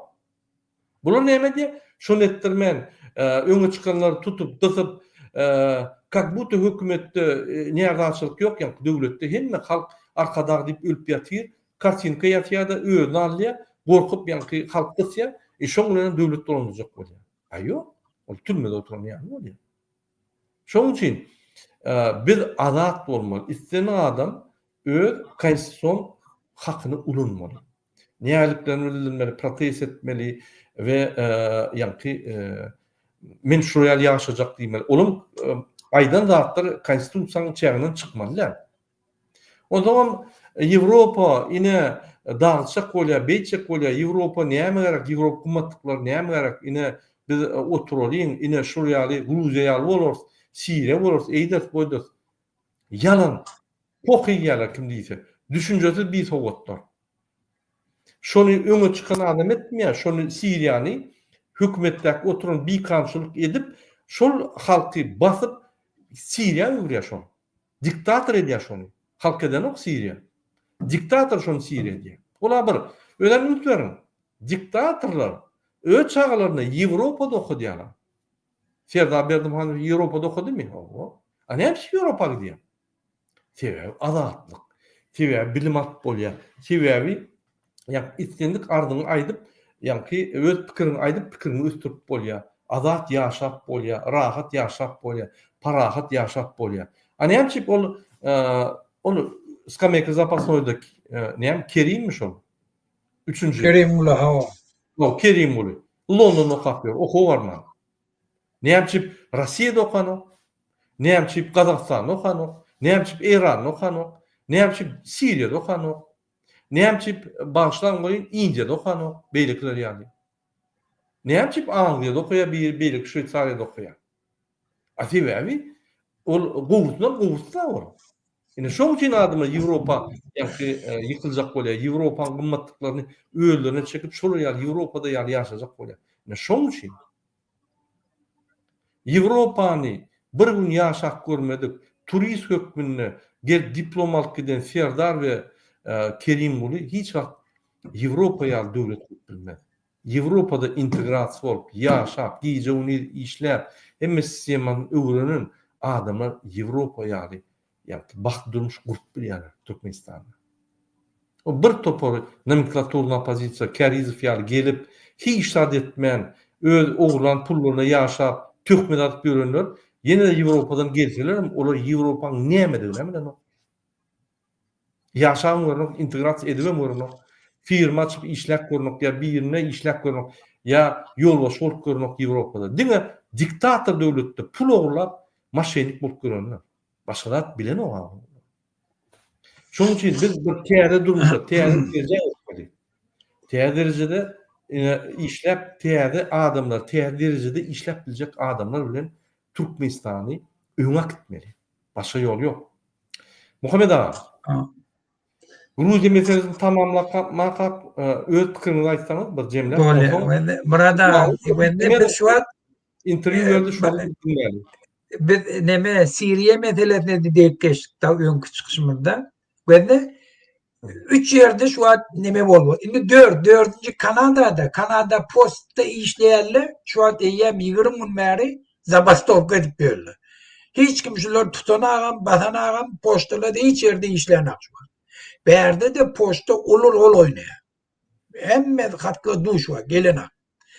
Menen gördü, işte Kanada devleti indi şolara teröristem diýenak, watanın dönügem diýenak, olar tutanagam. Pristaýitler bar ya, devlet uramalar bilen gepleşýärler, aýlyklaryny aldyrjak. Orada kaldıracak diye, bula kaldır. Bolmasa odan kahar gadar emet baş. Öňşular gepleşik ýolla bilen çözjek. Indi ahyrda näme etmeli bolmaly? Gepleşik bilen çözüp bolmak, basyş etmeli. Onu hemme edaraly ýatyrdylar. Indi devlet eýlek demedi, hökmen çözmeli bolýar. Yani kıyınçılığı parahatçılıklı yol bilen çekeleşikli çözýärler. Indi Siriýede halk o 55 ýyllap ýurtala bir tohum neme Şiye, nemeli gelip 70% Sünni, şolary höküm sürüp hemme kardeşleri yurtalap ýörerler. Halk köçe çykdy. Başar Esed näme etdi? Bulary qırdy. Qırdy, prямо misal qırdy. Parahat köçe çykan adamlary qırdy. Olaňam hiç niyeti Başar Esed'i ayırmagam dedi. Bir tofar reforma geçirmeli. O bırak halka mümkinçilik ver. Bir tofar kardeşlerine ayır işte. Adamlar saylap öz hakimlerini özleri bellep bildir. Ýagdaýlar gowular. Bir näme etdi? Olan karşısına yara olan. Ozan şun yanak yara olananla ozan köçe çıkan adamlar görnenine erti türmäge gitjegini bilýärler. Şolu dursa türmäge gitjegini bilýär. Geljegi şo ýurtunda ýokluyor. Ozan bir tofar İslamistler taýinli ellerine yara. O näme etýärler kimler? Ola Saudi Arabiya, Erdoğan yanak binamız men aýtjak binamız. Siriýany dargadan şo. Türkmen halkyny biziň aktivistlerimiz celladyň eline tapşyran şol. Ondan İran ýanaklar, şular taýin, ondan gelýärler, İslamistler taýin, şo tak geldiler eline ýarawa, pullary var, ýurdy grajdansk uruş eldi. Erti kunem şo diktatorlar aýrylýar. Eger birden sesiniz çıkarıp köçe çıkarsanız erti geleceğiniz ola Suriye'dedir diye. Özet ya şunu. Ola Irak'tır diye. Ola falan diye. Şu diktatör devletler diye. Şol için şu adam biz öğrenmeli adamın birinciden parahatçılıklı, kahar gadaplı hareketlemeli etmeli. Hakkın korumanı oňarmaly. Hiç vakt siyasi ütköşklüge dini etiqadı koşmalı. Şuna hem aktivistlerimiz şundan taşlaşmalı. Hükümete gelen adamla oğurluk edecek oluyor. Şu tapavotçuya kim bolsun? Gurrun näme üstüne demokratiye näme suçnasty näme? Sen oğurluk ettirmeli. Oğurluk ettirecekkä bolsun, metbuat adatlyk bolsun, aýdyp durar ýani. Köçe çykyp aýryp biler ýani mehanizm bolsun. Şu mehanizm göretmeli. Ondan soň hükümete gelen adam kim bolsa şo bolsun. Sen oğurluk ettiremem. Ve de eğer dini hükümet yolu gelse o zaman sen çala koça çıktın sen dinin karşısına gittiyen diye öldürüyor. Sen Hudayın karşısına gittiyen diye öldürüyorlar sen. Sen cezalandırıyorlar Kur'an'ın esasında da cezalandırıyor. Yani Pakistan'da bir ulu ahurlan biri şu küçücük çağla var mektep neme hücre okuyor. Şoları iznasiyle bu deriptir. O zaman bir neyse tane ayalı elle örüptür. O zaman şunu gelip ona aydan adamları ay bula kafir bula mena Hudayın ahunna neme şek getiriyerle falan etiye deyip şunu daşladı öldürüyor. Sonradan bilip hem bütün ömrü edip duran şöyle kendini öldürmeye vardır. Yani Kanada'da dindar adam. Dindar. Ulu çorçlarının biri. 50 yıl 60 yıl bundan önce çorçu yani abrigellen çağlarını okutmaya gelirler. Şoları iznasiyle bu dedip öldürüptür çağlarını. Yetim çağlarını. Bütün Kanada devleti şunu bilip ulu gururum oldu. Şonun alınlarını hem de 30-40 milyon dolar iştiraf edilir. Ben ne mi diyecek oluyor? Dindar olsun, bir din olsun, tafavut yok. Hükümete geldi. Hiç kim şolar bağırlamasa şolar dağılanıyor. Şol için hükümeti dini eğer dini aratta saklayacak oldu. Eğer sen Kudayı ananyan oldu. Öz dinin aratta saklayacak oldu. Hiç vakit dini hükümete yakınlaştırmalı. Şunu bizim oğullarımız berk yadına takmalı. Sebebi eğer dindar hükümete gelse senden sonra onu ayırmak kıyın. Ola gece onu ağlayarlar, bir tovar dindar adamları ağlayarlar, bula dine şeksi getirecek oluyorlar, İslam'a sözü getiriyorlar, bula kafir, buları öldürmeli, kırmalı, kırdırıyorlar. Ola ayarları perencele edecek oluyorlar, zorlar. Hemen adı buluşturuyorlar. Şol için hiç vakit siyasi harekette etikadı koşmalı, dini koşmalı. Şu ehleke Suriye'nin tecrübesi, İran'ın tecrübesi, bütün İslam devletlerindeki hareketlerin hemmenin gelip netice çıkarmalıdır şu. İkinci ben aytacak olayandadım. Böyle bir topar propagandistler var. Haçanın biz demokratiya falan diyemizde ay bile Anglo-Saksonlu, eyle, beyle, olun özler doğru dünyanı başka bir topar Anglo-Saksonlu dolandırıyor. Biz hiç edip bilem de koy şeyle bunun halka verilen mesajı ne mi? Siz hiç kim. Sizin elinizden hiç saklayana. Bokunuzu oturmak dünyanı Anglo-Saksonlu dolandırıyor. Olu bu işli hayfi devletin yol başçıdan olsa şolu olarak getiriyor, şol için siz hiç de etmeyin. Halkına umid ediyor. Halka anamdan halka alıyor. Onu şolara ayıttım. Havvete nem pırlı gayet ya. Hem dünyanın yüzünde adamlar o neçe min yıllar yaşak geliyor. O şun bir tecrübesi vardır. Hayfi ne hilli görünüşünde bir yaşamalı. Hiç cevap yok. Dünyanın yüzünde hiçbir kov yaşayan devlet var mı? Şolardan bulu. Ona defesini çıkarana. Şolara dedim, ehleke şun kun dünyanın yüzünde en kov yaşayan devletler var. Avrupa, Amerika, Kanada, demokratik uğruna giden devletler. Şolarda şu bunyatları vurup dururlar. Şol için hem şolar şun yanak. Şun yanak ettik bulmayan devletler yok. Amerika olsa, Anglo-Saksonlu olsa bulmuyor. Yani yaşar, kanaatlı oluverin. Şu Berdi Muhammed'e de kanaatlı olun deyip, diktatörlerin propagandayı revidetken ideologiyası şu. Şol için onunla biz taşlaşaydık. Dünyada bak, biz şunu yaşayan. Şun. Avrupa yanık yaşayabildik şun bizim halkımız. Biz şunu şu ardımızda yettik biz. Ondan tedi de taptık. Yol açık, miting et, köçe koy, partiye dörün. Bir tedi hükümet kuruşlarını getirdi, sen birinci dünyanın yüzünde bakle da yurdun. Sen şuna da şert öğretiyen. Şunun için demokratiya için görüşmeklik. Şunun geçim yollarını öğrenip de gerekli adımı öz halkımıza alıp vermeklik bizim daşar yurttaki Avrupa'da gelip gören jurnalist, siyasetçi, yaşayıcılar, enstitütlerde okuyup gören şunun bizim borcumuz. Biz yurdumuzda şunun tecrübesini geçirmeli. Doğru değil mi? Muhammed Ağa. Vatandaşlar yine gepin tümükleri iki yol var. Halkın ösmegine. Diktatör yolu hiç yere çıkman. Bu Anglo-Saksonlar dolandırıyor.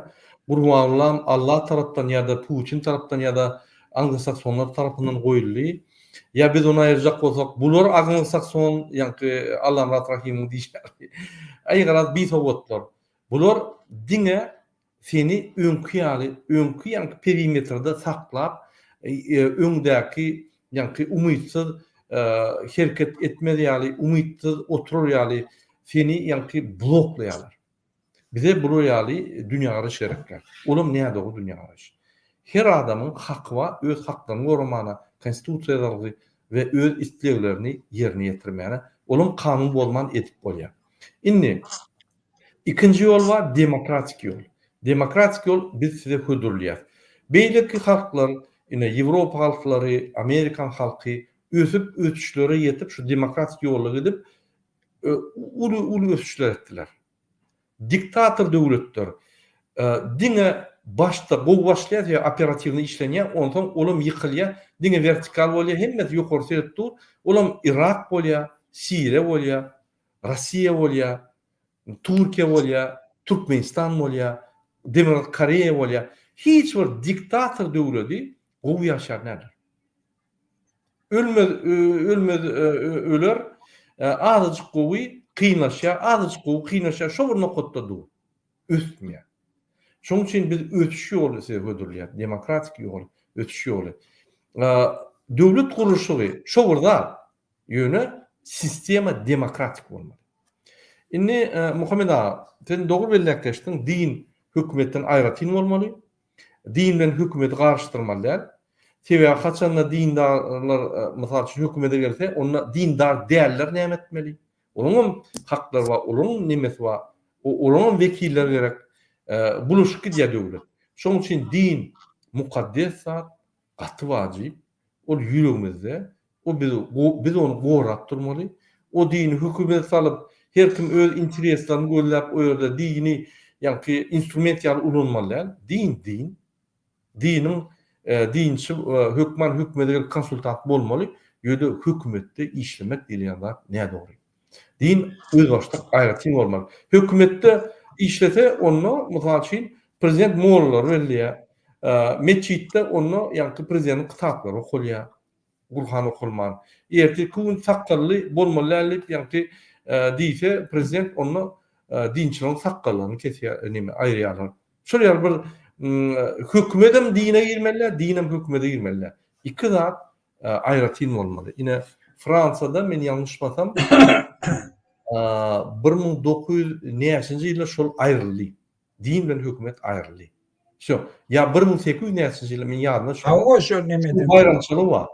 Ýa-ni öňkedeksiz dogry belläkleşdiňiz. Birinji ýa-ni Hristiýan dini hökümetleri ýa-ni paçalar belliýärdi.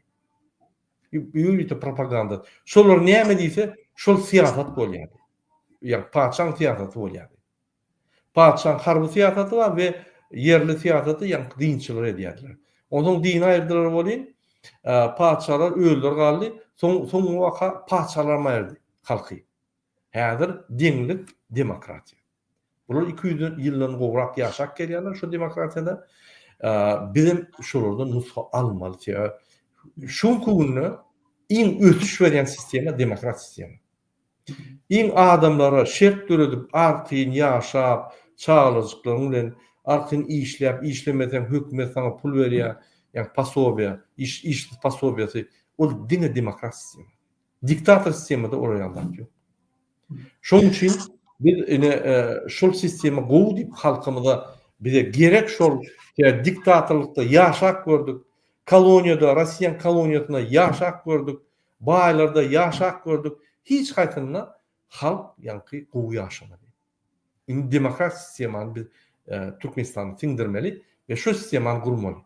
Kim prezident bolsa, kim ýa-ni parlament bolsa, kim erteki gün gadydyň başlygy bolsa, deň hökümetler, kim birinji ministr bolsa, deň hökümetler bolmaly, olam öz aralarynda konkurensiýa etmeli.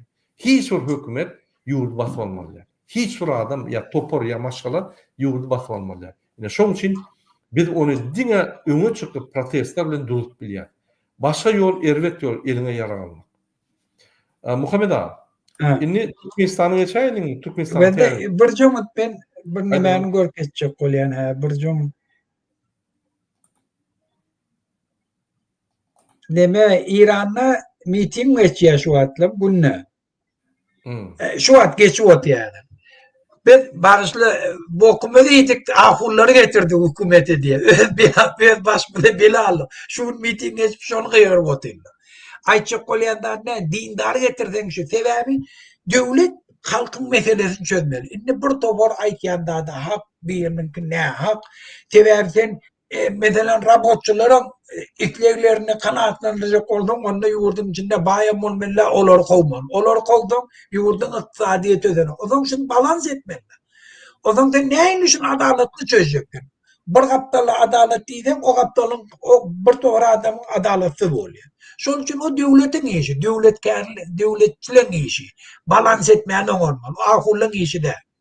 Ahullu hükümete geldi, o zaman o bela, o zaman oğurluk etkenle, bulaşıyarla, dini dahileyarla, adamların etikadını dahileyarla. Şu an İran'a var, dindar görmerdim. Ağzından gelen ahulları seviyendirler. Köçede ahulları görenle sellelerini vurup kaçık diyelim. Ne için? Şu dindar hükümete gelen için. Şunun için din, o arafta ol kalmalı, o halkın içinde olmalı. Ondan şunu öyle bir demokratik institut hükmüne de bir yurdun içinde hizmet edip biliyor halkına. Ben de mescitte var, her ovada mescit var da, her ovada, mahallede zaten mescitte oluyor. Mescidin imamından şu tanenin adamları, Müslümanları, özleri pul verip getirip koyarlar. Geç mescidinki talyarlar, şurada buluyor. O zaman mescide cuma namazına yığınlaşıyarlar, bir topar öğle namazına varıyor, kirli namazına, akşam namazına varıyorlar. Şu halk var ya da, halk varanda da o zaman hükmen gurrun ediliyor şu tarzda, kıyınçılıkla, ay falan da kımmatladı, cayma falan etti, eyle oldu falan polisi onu vurup durmun. Şu halkın kıyınçılığı şu tarzda gurrun ediliyor. Moğolluna şunun hemmesinden haberli. O zaman buna hükümet bilen halkın arasında meseleleri doğru halktan problemlerini bilmek için o mekanizm. Şöyle barıp aydıp meseleleri öceşmeye, onu konflikte barmaka önünden çözüp oluyor. Kaytıp devlet şu ahulle mescitle devletin parahat bulmağına, bar kıyınçılığı bilmeyene, vaktini çözmeyene, kıyınçılıkla önlenmeye ulun oğul oynap biliyor. Sonra halka modalarını anam ediyor. O zaman dindar adamla hormatım köpeliyor. Avrayım köpeliyor. Ananayan adamla da ak niyetli, hoş niyetli ananıp öz Kudayının önüne öz ferayizini yerine getiriyor. Göğüne haçanam dindar hükümetçi oldu, olacaktı. Ondan ağırlamalı oluyor. Ondan halktan giydirmeli oluyor. Kim karşısına gitti öldürmeli oluyor. Öyle İran edişi yani. Ben bir hoş haberim aydayım. Bir Tumacı Salih'i bir aydımcı vardı İran'da şu yankı hareketlerde de halkın tarafına geçip bir topa aydımdatlar aytti. Onu tuttular, vurdular, gençtiler, boşalttılar.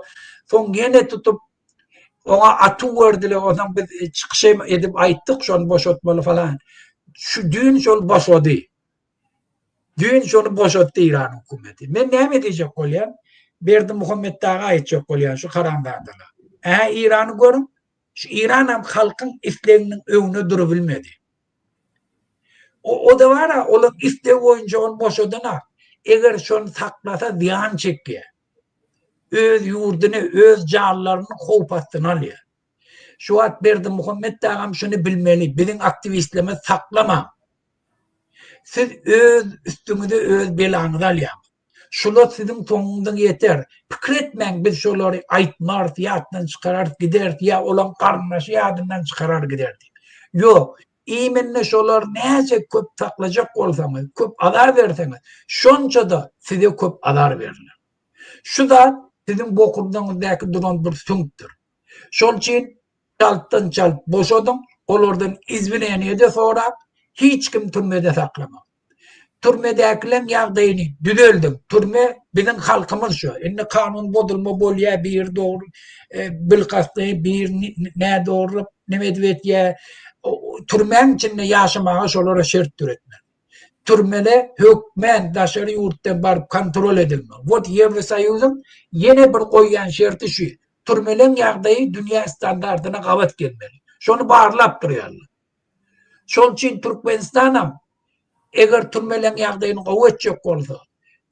Türmedeki yatan adamlar öz kardeşlerinin, ecelerinin, kakalarının, doğullarının, çağlarının yağdayı türmede kavat çok oldu. Şu hattan talep edip başlar. Şuna karşı görüşmeli. Dünyada belli bir normatif var. Hem de dünyada borçlu şunu yerine getirmeli. Türkmen devletini mecbur edelim, şu da yerine getirir. Yine Alamrat Rahimov komentariye diye. Anlasak sonundan başka tema geçti. Hürmetli vatandaşlar, yine bir de haber yerli Türkmenistan'ın Gurmuavli'nin kaçmak proyektine geldi. Eğer de yurt buluş başlata bulur Talibanlar salıp Türkmenistan'ın Mar vilayetine yani teröristler salıp bir bulunmuculuğu edecek bolya, atışıklığı edecek bolya, halkın üntün baş tarafa çekip şu vakt kaçacak bolyalar. Men Mar halkına yülleniyen şuraya provokasiya gitmeliler, Talibanlar giyse de oraya gürleşip yani kuşuşturup iyi vermeli bolya. Gırılışıp zat edip yürüytü Talibanlara pul verirler girip Türkmenistan buluşturmak için. Ünferin eğer de yol başı halk istemese yol başını ona gitmeli ol ya atstavka gitmeli ol ya. Bunun olsa devlet bilen işleri yok. Bunu devlet düşüncesi hem yok. Devletimi koran, yurdumu koran, Türkmenistan'ı koran gidenine de kaç gidene de buluşturup gidecek ol ya. Şu yan havalar geldi. Şu havalar köpten ver gelip dur Türkmenistan'ı buluşturup gidiyorlar Ataloğlu deyip yani havalar gelip başladı. Yine şunu emhem etmeli. Şunun önüne emhem almalı. Ve onlara kaç gider Ataloğlu. Biz şu dağıtları saklamalı. Türkmenistan'da uruş olmalı, söğüş olmalı. Biz her vakt parahat yollu yani yağdaylar çözmeli deyip her vakta gel. Her çıkışımızda. Ne şu komentariye diye siz yurdu nimetçek koyacağınız, eğitçek koyacağınız, beyitçek koyacağınız. Biz yurdu düzetçek koyacağız. Her durmuşta her günde yurt düzevde. Konstitusiya işlerine, haklar işlerine, halkın hakkı yok işlerde. Ve şunu düzetçek koyacağız. Yani ya doğru mu? Ola bir. İkinci şu bizim vatandaşımız nime yazıyor da Şuriyali mesaj yazıyor Muhammed Ağa. Bana da uzun zamandan beri aklımdaki bir fikrin aydasını geliyor. Edil häzir Putin başagay vakti biz öz yurdumuza ansatlyk bilen eý bolup bilermi deyip düşünýän. Siz näme pikir edýäňiz? Muhammed Ağa, siz jogap berin, otuň men jogap berin. Biz Gurrun hemmet näme diýsene Putin bolsun, bolmasyn tapawuty ýok. Birinciden halk ayağa alandan soň bu öňünde durup bilýän zat ýok. Ýöne конечно şu atlam Orfiyet başagayka bütün dünyada izolasyada yatyka. Eline güç yok. Biz halkımız yeňişe münasip bolup biler. Bulan hemmet näme gerek halk ayağa kalmaly. Köçe çıkmalı. Şol için şu adam vakti. Hemmekşem şuna karışıyor. Şu an dünya İslenlik Türkmenistan'la azatlık için görüşen toporları, demokratiya için görüşlerini kollamağa tayin. Şu sebepten şu an en amatlı momentlerden biri. Şol için edivermeli, elinden geleni etmeli şu an. Şu İslenlik hareketi var ya, boş bolanak. Sebebi hükümet yol başçıları korkup başlıyor. O zaman halkın isteğini kanaatlandırıp başlayarlar. Biz şu an neçiyle hareket geldi, hala yegerlerin birini açıkken nedir? Giydiğim orada drondur. Önkiyana tanz edip bilene. Çala bırdat bolsa studentlerin pulunu tölemese derro diyemese edip başlayarlar. Şol için İslenlik hareket kanun esasında parakatçılıklı, kahar gadaplı etse ol palajitilin tesirini koyuyor. Yöne biz ne için görüşüyor? Biz birinciden yurdumuzun baylığı halkına sinir yana geçecek oluyor. Biz yurdun içinde kanunçuluk dolu. hormat koyup yerine getiriler yani geçecek oluyor.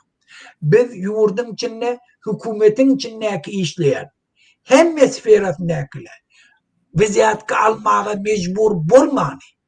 Kanun esasında işler öz başkalarını doğal üpçün edip biler yana geçecek oluyor. Dastoyni işlep bilen adamlı beyliklerden tapavutlu olup o aylıgaları yana geçecek oluyor. Hükümetin içindeki hükümeti koruyan silavikler aylıkları dolu bütün beyleki ösen devletle yanak bolup şola kanunu dolu berca etmek için özleri bir kanun hareket etmezliği yanak şart görecek oluyor. Hükümetin içindeki işleyen, hukuk koruyucu kurumadaki işleyenler halkın yanına hormatu münasip bulur yana geçecek oluyor. Biz yurdumuzun halkı daşar yurda gidip işlemer yana geçecek oluyor. Eğer belli bir şartla bilen daşar yurtta işlemeyi özlerini amatlı bildi, bizim devletimiz şolan hemme hak hukukunu korap bilir yana geçecek oluyor. Bizim studentlerimiz devletin bizim öz baylığımızdan gelen pulun hesabından dünyanın en ösen devletlerini okap bilir yana geçecek oluyor. Ondan okuğunu kuturup öz yurduna hizmet edip bilir yana. Hizmet denne de yol okuğu kuturan yurdumdan kov aylık alıp bilir yana şart görecek oluyor.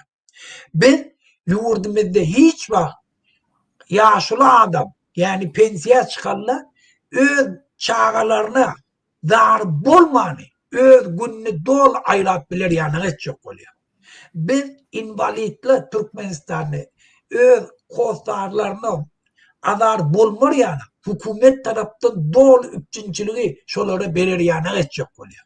Biz yurdun içinde hiç vakt halkımız közenler yana yemek içmek için oğurluk etmer yana geçecek oluyor. Biz Türkmenistan'la türmelerde adamlık gecir çekmer yana. Türmeye düştü mü? Avu tuttuğu alındı mı? Böyle adaletli suçlardı. Şu da normal yaşap bilir yana geçecek oluyor. Biz Türkmenistan'da sudyaları bir adam bellemeni halkın özü beller yana. Hükümeti değişirle dine kanun esasında sud edip bilir yana geçecek oluyor. Biz cinayet eden adamları ya şolun karşısında iş kaldırarlarına hükümeti değişilde advokatla şoları kollap bilir yana, korat bilir yana geçecek oluyor konstitusiye esasında. Şunlar için görüşmeklik ne mi? Ben dindarlığımda hükümet ben kitabımı okut, bir akmak kitap ya diye şu kitap mescidi yok. Ben dindarlara doğru şart görecek, bar öz halkın nerede mescitte imam ederim olsalar, bar öz Kur'an'ını öğret, bar dini vaazlanet, öz halkına, sen iyiliğinde duruyan imam ederim sayılan adamlara özümüz sayladınız mı? Öz şolara hizmet et, şöyle bile vur diyen yana açacak oluyor. Öz Hudayına halis ibadet et diyecek oluyor. Biz şundan başka diyeyim ben. Biz Türkmenistan'da mekteplerdeki okuyan muallimlere çağalardan pul almaya yana geçecek oluyor. Aylıklarını kalırlar. Neymiş şu dağıtları etmiyor. Şu dağıtları talep etmeklik vatanın karşısında mı? Ya şular için şuları üptün etmek için görüşmeklik ne doğru mu? Yok. Ya bizim borcumuz. Ya şuları Anglo-Sakslara gerek mi ya Türkmen halkına gerek mi şu dağıtlar? Şunu edip olmayan ve burada var inni propagandistler var da şunu edip olanak diyor. Yok şunu edip olup dura hala biz şolara ettik. Hala Avrupa'da var biz görüp oturuyoruz şunu. Yok diye gelsin kim diye Avrupa'da şunu yok diye Kanada yok diye gelen diskusiya. Biz görke değil şunu. Eğer şunu görüvem yine yok Anglo-Saksonlu eyle o tarz demokratiya bokunu yani. Haramdadı. Vatanın dönükleri. Bir adamı hizmet eten adamlar. Eğer şey değilse.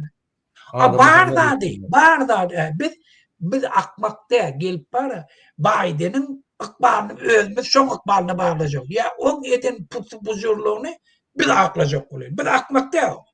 Biz bunun tarihini aklayacak oluyor. Bir de şuna bir dereceye yetiptir. Bir mekanizm dolandırışlar tecrübeden geçiptir.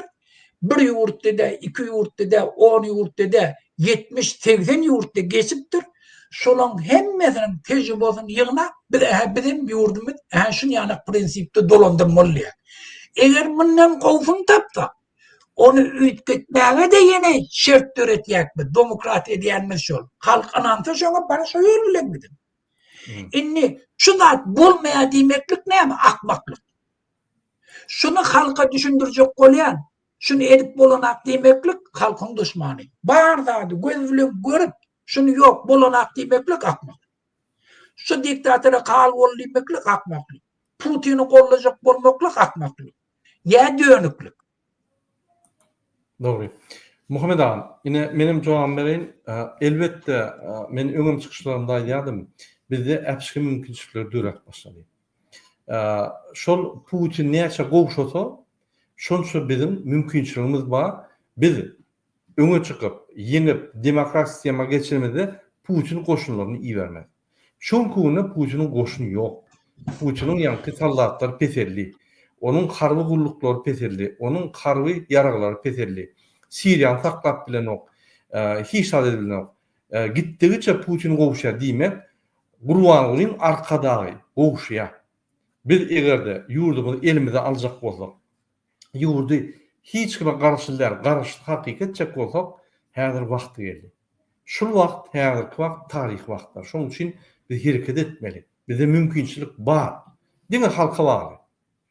Ine ünferin Gruziya halkı çıktı. Putin'in koşunları barana var. Eğer Putin'in koşunları varsa, bundan meter yani Gruziya halkı Putin'e aşı görüşüp başlıyor. İkurş var ya onda Putin'den. Ondan çıkılmıyor, ona aşağına çıkılmıyor. Ukrayna'dan basılıp geliyor. Çıkılmıyor Putin. Şunun için bizde mümkünçilik var. Yapışkı mümkünçilikler emele geldi. Biz şu vaxtda mümkünçilikleri urunmalıyız. Ondan yani Putin egerde erteki gün usta ya da çalışsa ona da mümkinçiligimiz var. Yani onlar azıcık yani Putin geopolitikasyny güýçlidir. Häzir gowşatdy. Öz öňkü koloniýasy Türkmenistan, Merkez Aziýada gowşatdy güýçlerini täze güýç gelmekkä biz yani öz ýurdumuzy elimize alyp bilýäs. Täze güýç gelen soň mümkin şertler ötkä bilemok. Yani şu konuda bizim şu mümkinçiliklerimiz köpürli. Yine şol mesele.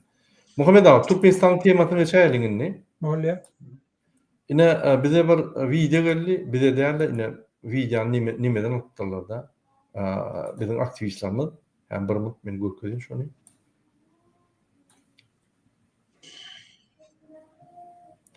Bir maşgala Türkmenistan'la yankı ýagdaýyny düşünürýär. Bir mut.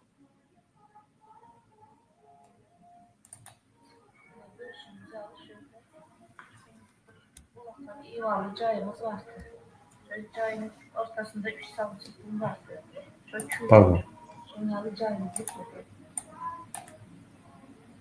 Haklı arkadayız. Yine görüşümüzü alışırdı. Bulaklar yuvarlı çayımız vardı. Çayın ortasında 3 salçıklığım vardı. Çöçüyle sonralı çayımızı koyduk. Yok, bizim Kazi'den Çemin Belediye var. Yani cinayet işini bozacaksa bir cayları yıkarım. Benim aktıklarım, yeterlerim aşağıda kalıp ölen olsa onlara hasap olacakken sen yıktın diye. Neyle? Onun piyalayan oldu.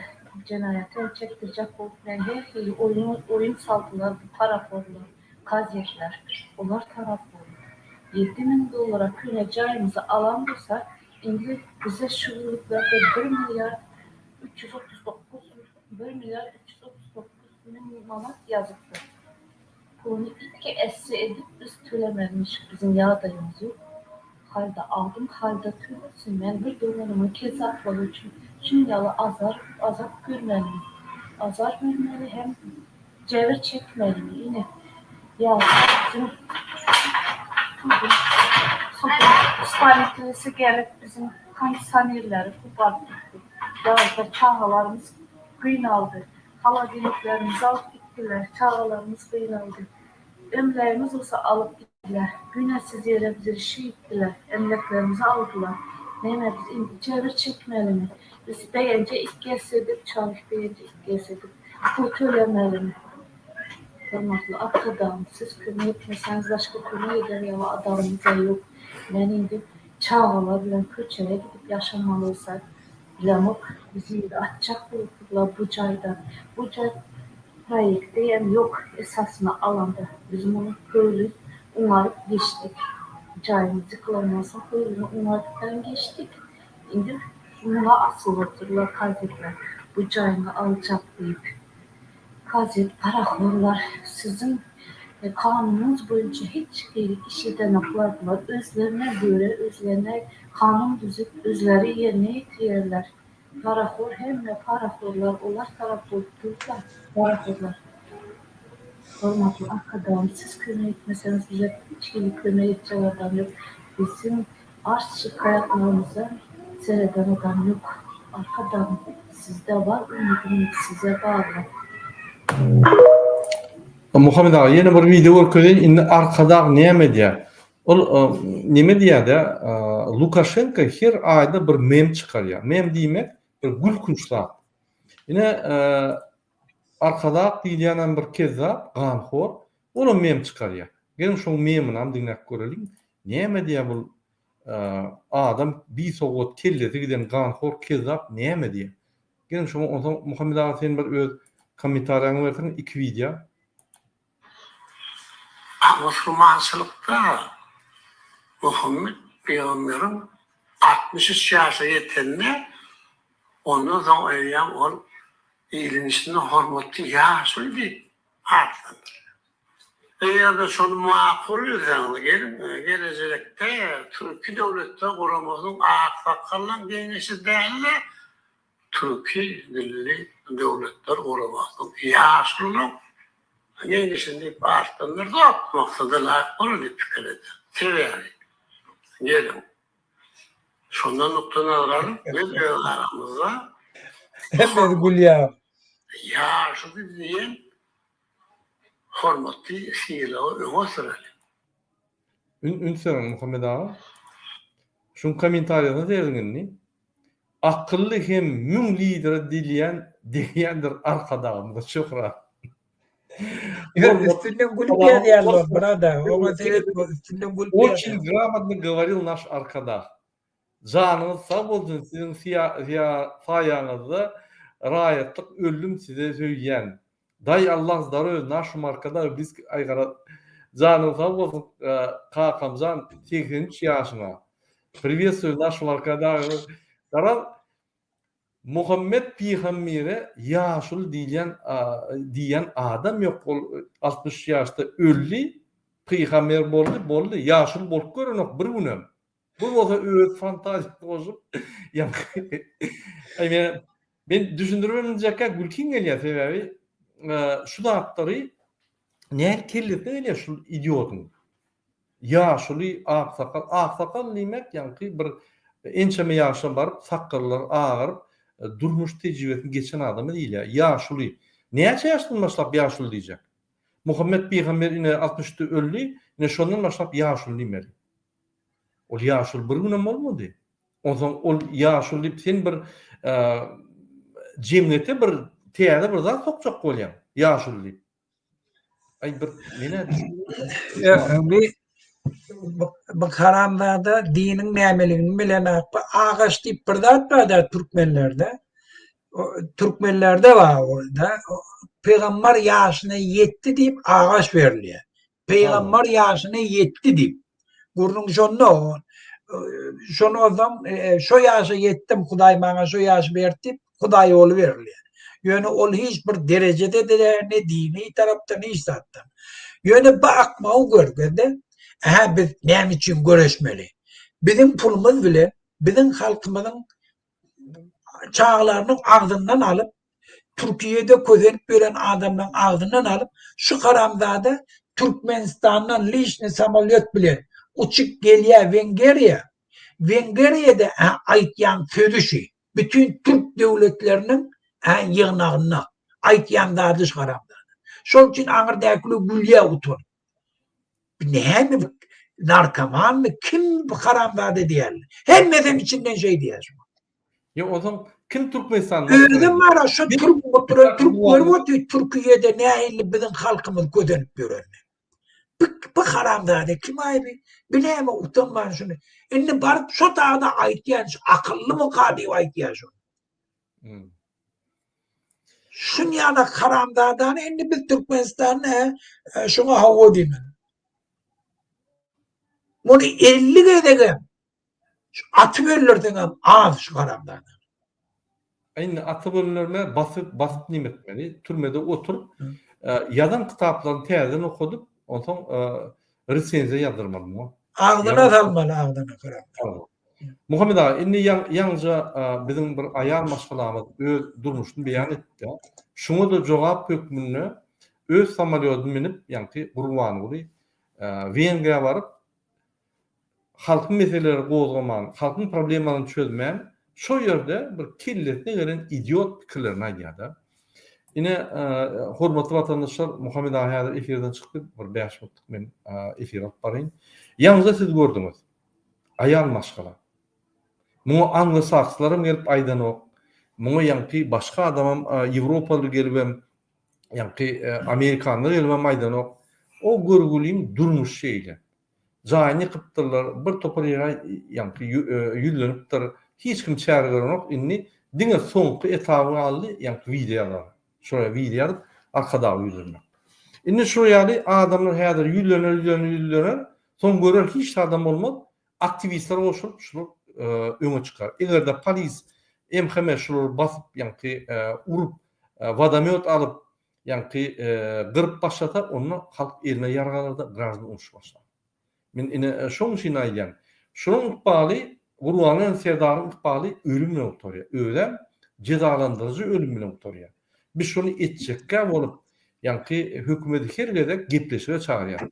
Beýtmän halky şu derece eltmän halk ayagalan ýagdaýynda egerde protestler uzat berseňiz, protestler kuşuşdurýar halky. Halkyň ýanky energiýasy ýanky kuşuşýarda halkyň istekleri size dol ýetirilýär, size çäre bolan. Serdar Berdimuhamedow gowy bilenok, Gurban Berdimuhamedow hiç wagt bilenok bolmasa arkada hemme zat öldürdi. Şu ýanlakly beýledýär, eýledýär diýip. Ine şoň üçin protestler edilip, şol informasiýa prezident gönnün görür ýaly edilýär. Häzir TikTok'larda başlady. Yani TikTok'larda da çıkış edenlerin çärelerini görürler. Ýöne oň bilen durup bolmaýar halky. Ine şoň üçin Türkmenistan'da reformalar gerek. Gatçak ýagdaýda ödem demokratik reformalar gerek.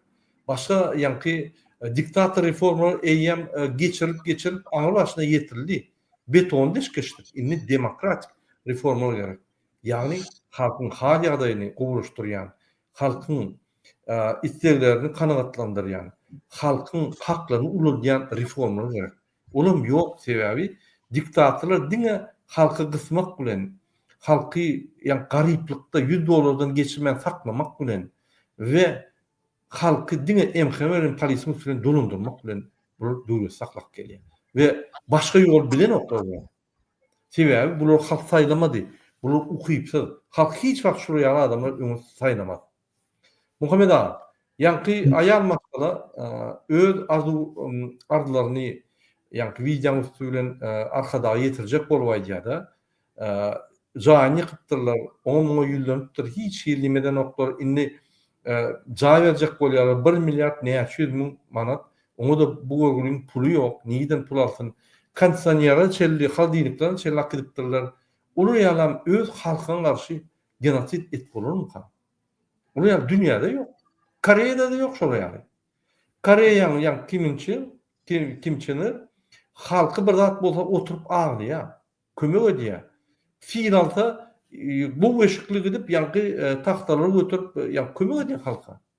Bu bolsa Vengriýa gidip öz samolyotuna ýanky hökümetiň samolyotyna gidip o ýerde bir bolsa zatlar aýdyp Türkmenistanyny mundan beter bütün dünýä maskara edýär.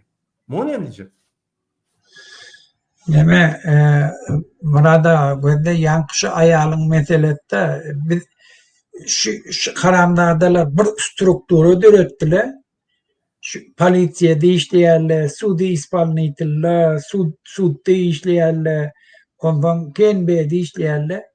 Bunu her nätdirip şu halkı kösep pul almalı. Ola meseleni çözecek olana bula bir oyun gördüler şu ağaç möjekle yanak şun tağlacak oluyor. Bu pakirin günem şu.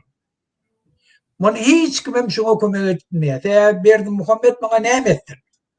Eğer şuna alan pullarını verdiyse otadaki işleyen polisiyede işleyenle de onu işlemeye oldu. Şunun için onun tarafını tutacak oluyor. Bir daydamı da mı ağırlayabilir? Bana etmeliler, şu yanak videoları yayratmalı, kahargada görüp etmeli, çıkış etmeli, aktivistleri kollamalı. Ondan hem de kanunculuk yerine de yeter, adaletli olur, Berdi Muhammed hem edecek işini edebilmeli. Şunun için bunu yanaklatlı Türkmenistan'da doğru. Yöne kovdat neyme? İnne hükümeti anam etmeyeni video müstüvlen YouTube'a koyup, TikTok'a koyup halkımız çıkacak başladı. Şu kovdat. Şunu ben kovbaha veriyorum. Dolayı yine hepimi hüdürlep bilecek rahat var. Prezident Velipe dine halk hüdürlüğe bizim o hüdürlemene hakkımız yok. Okey. Muhammed ağa, yeni bir video koyacak bolyan size, şuna da bir ün verip verdin. Yalnızca bir vatandaşımıza ağlap yağdayın aydiya, başka bir vatandaşımıza yine verdim yeniş kazanıp neyme diyenler. Bir mi?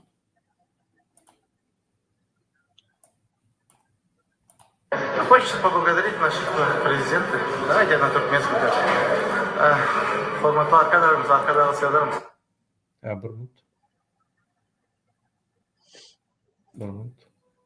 Minnettarlık bildiresin geldi. Bu sportta koşantıları için, verimin güçleri için. Evet, Muhammed ağa.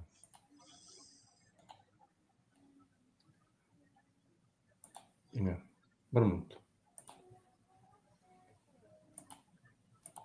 Хочется поблагодарить наших президентов. Давайте на туркменском даже.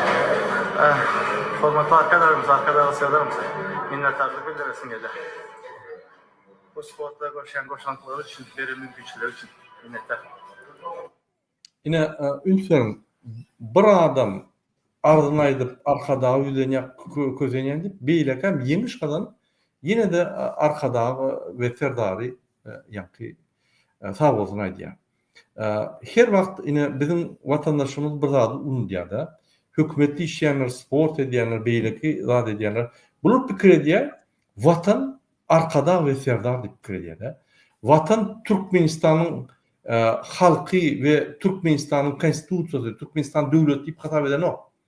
Şunun için haçanla vatan deyip yani birine sağ olsun aytmalı olanla yine prezidente ve serdar ediyorlar.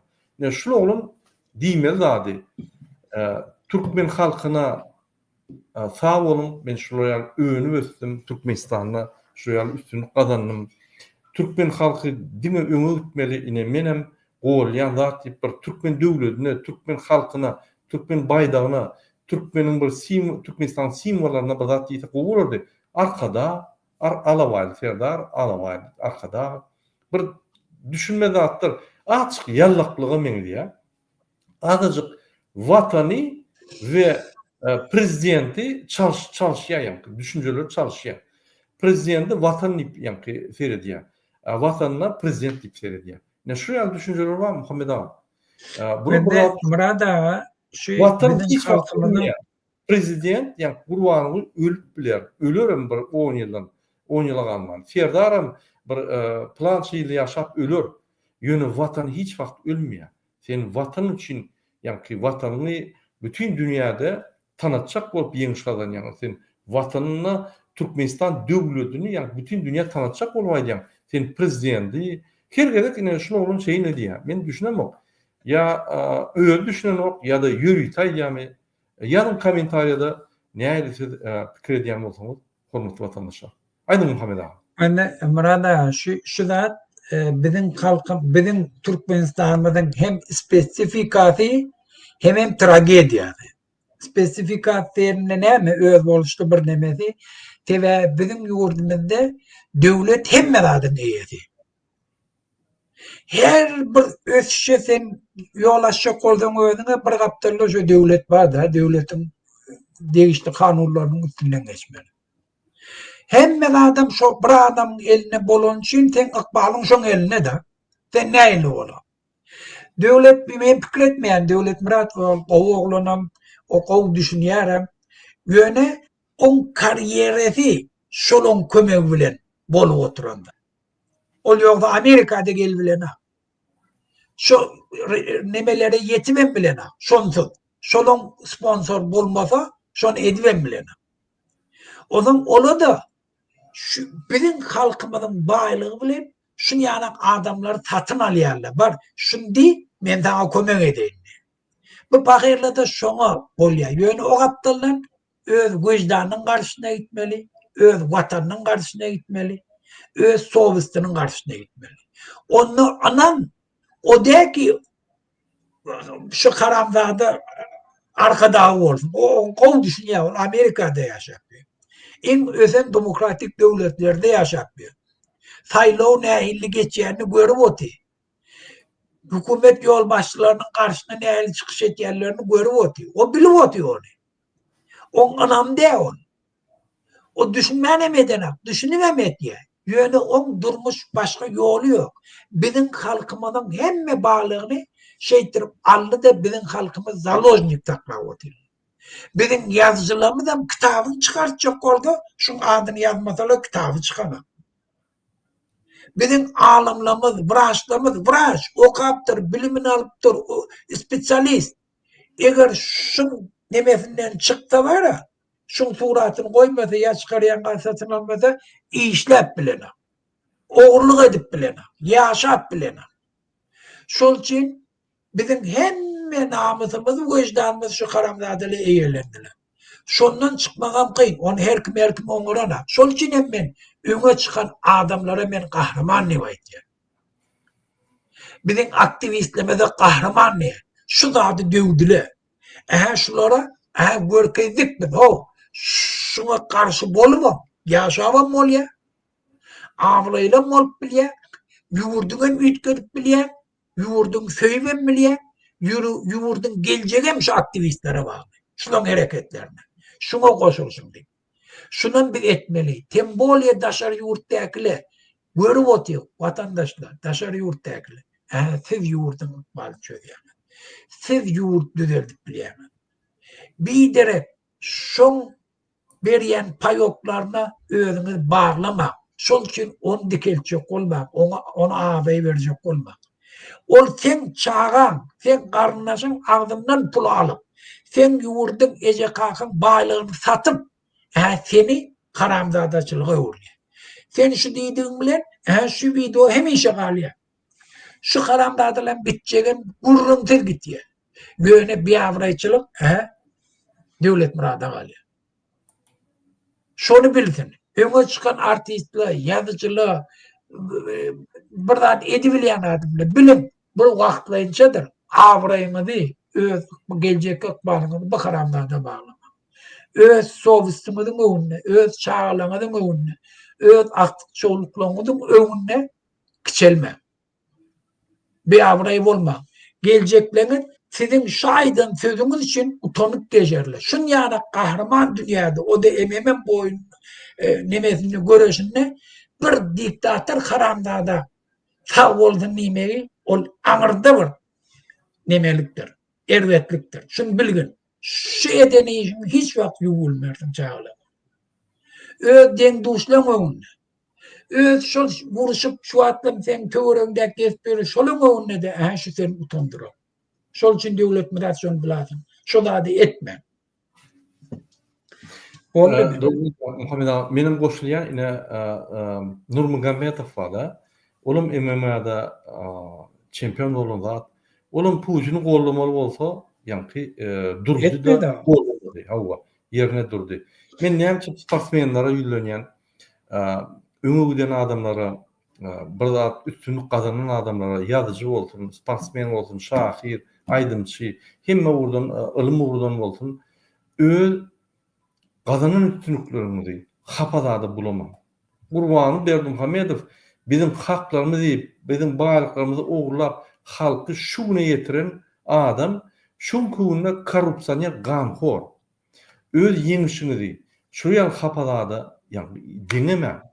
Dogry diýen Muhammed aga, hemme dagtyr efirde galýa, hemme dagtyr video galýa. Erteki gün döwlet düzelen ýagdaýynda näme yüz bilen siz ýani seretjek sebäbi diktatorlyň ýüzleri açylar we diktator taryha zulüm dikgirer şolar bolan adamlar zulüm bolarlar.